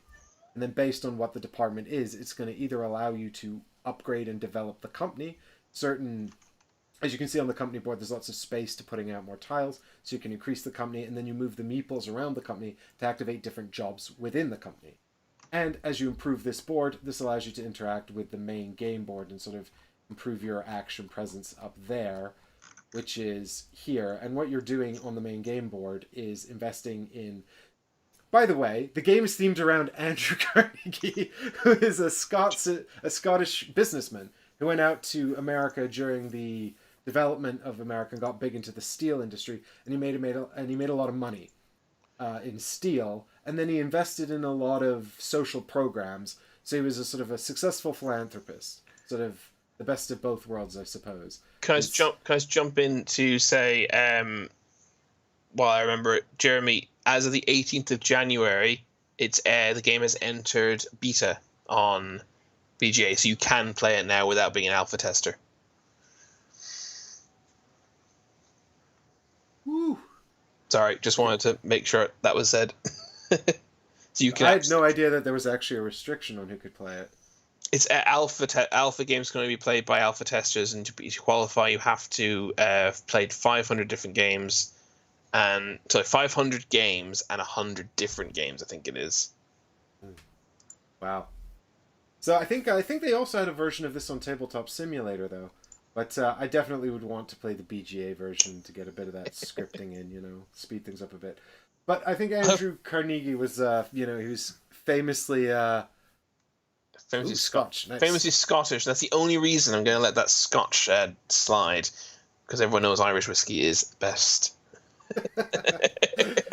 So he was, I think he was famously quoted as saying, success is to have the power to be able to do whatever you want without infringing on the human rights of others. And so he's sort of famously a philanthropist who invested in... He built libraries all around America, and there's tons of libraries named after him and things like that. Sounds like he was an objectivist, based on that comment. Quite possibly. All I know is in this game, we're investing in local infrastructure. So you've got all these different areas along the board, and there's an element of route building. You can see all the cities are connected up by lines here on the board. You can zoom in a bit on the board there, and I'll just... Where'd it go? Come back. I've lost it. But so there's an element of route building and investing in local infrastructure, and then you can also invest in these social programs, which are listed here along the top of the board. And there's a whole sort of economic system as well, where you're going to have to send the workers from your company out to these locations on the board in order to develop your interests, and you need to have them there doing that work in order to be able to generate an income. And as you develop these projects all over the board, you'll get sort of more income every time you pull a worker back. It just... Can you hear my cat meowing in the back? I can. I was like... It's Fitz. He wants to go into the spare room for some reason. I don't know why. The door's closed. He doesn't like heavy Euro games. He's like, get me out of here. So... Sorry, he's really behaving funny. Sorry, go on. So I was just going to say that I've got the last sort of major collaboration between these two people. I've got the Carson City Big Box. I really, really like it. I think it's a fantastic game. And this one for me is basically, again, sort of like an instant get on board with this, because the designer is proven, he's great. Quinn Games did a really good job of publishing the last big box as well. So I'm all sold on this, and I don't even really know how to play it. I can just tell you what I've told you. But this action mechanism on the board looks really, really interesting. There's a sort of an element of all these things moving along to the left, and sort of you can time this so that you can sort of optimize your action, but then maybe by optimizing what you want to do, you sort of give actions away that the other players can do, or you can try and pick a position that's less optimal for you, but then denies optimal actions to your opponents and things like that. There's sort of a sort of we all move together or not sort of ruthless business element to it as well that I don't fully understand the nuance of, but I think we should play this on BGA, Chris. Yeah, I'd be very happy. I know nothing about this, so I'd be very happy to rectify that by playing it. That seems the best way to do it. I do agree that I think I could not for the life of me figure out Carson, like what was good about Carson City until I actually played it. So we should sit down and play this one, but just based on the pedigree, I think this is a pretty safe bet. If you like reasonably heavy Euros with unexpected mechanics. That's the one thing I'll say about Carson City. Like it's quite old now. I think the original game came out in 2009 or 2010, and the big box was 2015, I think. So, and I mean that's the one I think of when I think of Xavier Georges, because that's the one I have. But I think probably most people are familiar with Troyes because that's more recent, isn't it? And it's more available. But one thing he does do is he sort of takes these mechanisms that you're quite familiar with and then does interesting things with them, and I think that that's worth its weight in gold in this particular arena at the moment.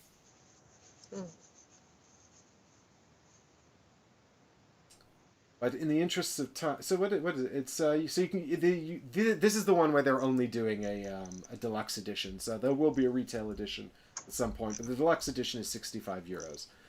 So it's not an outrageous investment to get involved in, I don't think. I mean, if that's a lot of money for you, this is a heavy game. It's going to be a serious teach.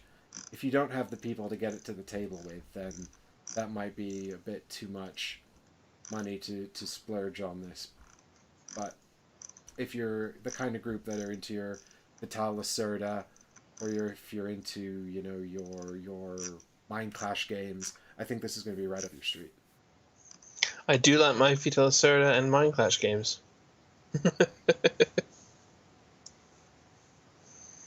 So yeah, we'll definitely have to give this a shot.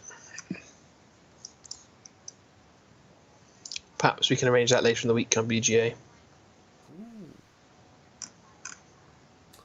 Okay, so I've got one other honorable mention that I want to do before we wrap this up, which is this game actually called Fallen Land. This is a post-apocalyptic board game from a smaller publisher called Fallen Dominion, and as far as I know, they've only done Fallen Land. But they very kindly sent me a review copy of the first edition of the board game, and I read the rulebook and never got to play it because they specifically requested I play it with Ollie, and there was never a chance where we were both doing like a two-player game in the schedule, and so we never actually got around to playing it, which is a real shame. It's two-player only, is it? No, it's 1 to 6. Apparently, this second edition is 1 to 6. I don't know about the first edition. If there's a solo mode, maybe I'll try to stream it in the next 3 days. But the game is really it's really dense. I know there's an app on the App Store to sort of help you figure things out, but it's essentially America following a period called the Maddening, which represents the fall of civilization. And this is new tribes emerging, so it's very Mad Max-esque kind of post-apocalyptic scene. And in the game, you've essentially got a city that you're building up to sort of be this hub of commerce and events, and there's all kinds of stuff going on, like There are AI entities that ride around the country causing problems that you have to deal with. You can fight one another. When you get spoils, there's a whole like auction mechanic where you can auction off basically anything you might find that other people can buy them. You're building up your tribe. You're building up vehicles, and people really, really seem to enjoy this game. You know, and I'm sort of it's sort of one that I've literally got, and I haven't managed to get to the table yet. So because it is a serious undertaking. It's like it seems really dense.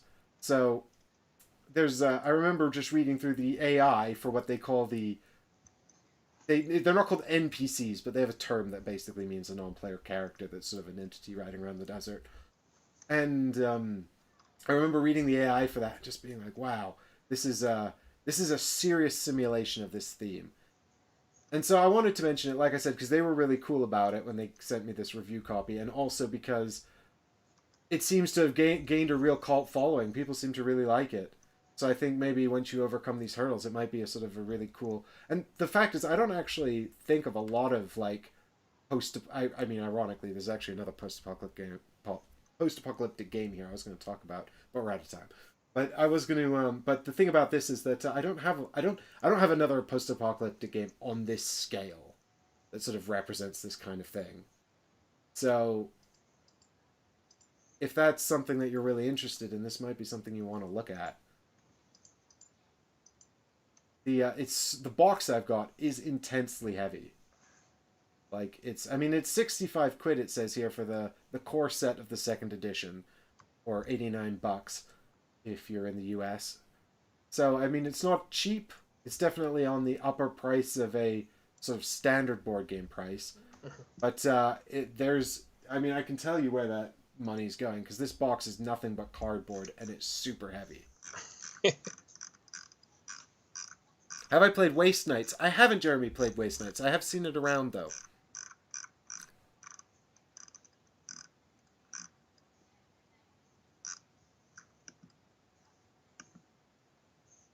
So I don't know if I don't know what to. God, what is this on BGA? I wonder. What's what? Fallen Land. I wonder what its complexity rating is, because when I was reading it, it was particularly. So it's got here 3.7, which is on the higher end, but not outrageous. Then again, I've often discovered there's little correlation between weight on BGA in terms of volume of rules and sort of rules complexity. Do you know what I mean? Something can have a very, very thick book and a lot of rules and still not be considered like that heavy. So I think the BGA weight continues to be something that has a lot of different interpretations. And I don't honestly know how they define it.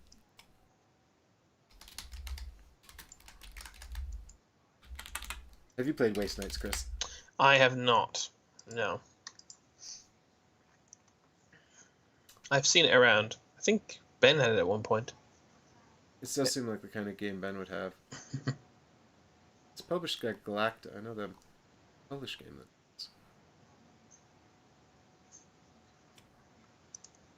is.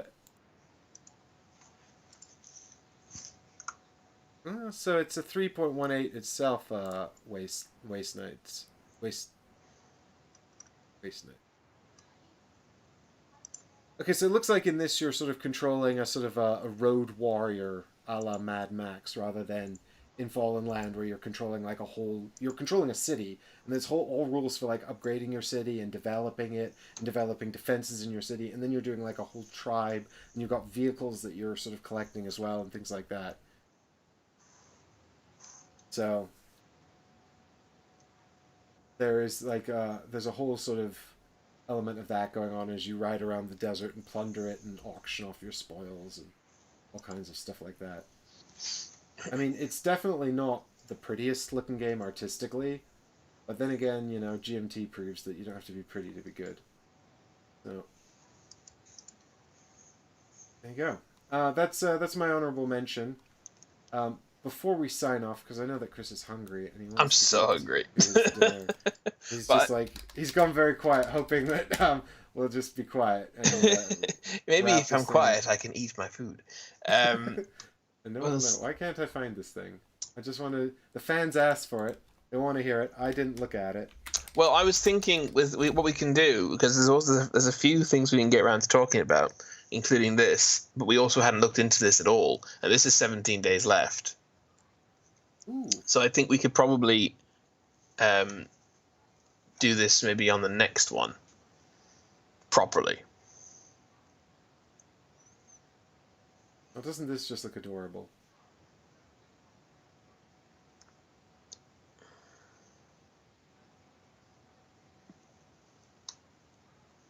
There you go. Is this the new and original take on dungeon crawlers I've been looking for? It might well be. We shall find out. Can confirm, Cora, first-time designer. Awesome, that's cool. Well, maybe we'll have a look at Cora Quest and be able to talk about it a bit more in an upcoming live stream or something in the future. But we can always try and do another one of these videos sooner than we usually would, to try and make up for make up the ground. Exactly right. But, We've got we have 70 been, days. But that's 3 hours of insight into our Kickstarter commentary, and I think we've had some good input. And thanks so much to everyone in chat for joining us for our jaunt into Kickstarter. I hope that it's been helpful and insightful, and that you've enjoyed coming on this journey with us. And thanks to everyone for your input, and to Jeremy for his insights into the games we haven't been able to play. But that's been our Kickstarter. I'm certainly backing the Euro games we looked at in this one, and I might well be backing Primal Awakening as well. Oh God. Yeah, Tinner's Trail for me. Human Punishment's a maybe, and Primal is a £1 pledge to keep the dream alive. I'm getting back into my miniature painting, but I already have so many miniatures. Look, if they don't do some kind of sun drop, I'm out. I ain't got time to paint. I don't have time to glue and paint. But we'll be back, of course, for a stream. Maybe we'll even stream Carnegie. Who knows? That might be interesting. Might be good. Anyone like to see that? If you'd like to see that, leave a comment down below. We've got 3 days or something. Well, 3 days to make it useful in terms of Kickstarter. There might be a late pledge. There probably will be. But thanks so much, everybody, for coming on this journey with us, and for watching. And thanks to Jeremy for his input and everything as well. And we'll see all you guys soon. Oh, yeah, and also U-Boot. That'll be coming up soon. Yeah, Mike. Keep me on my toes. Never let me forget. Never let me forget. All right. Have a lovely evening, everybody, and a lovely week, and we'll be back very soon. Thank you so much for joining us, guys. Bye, everybody.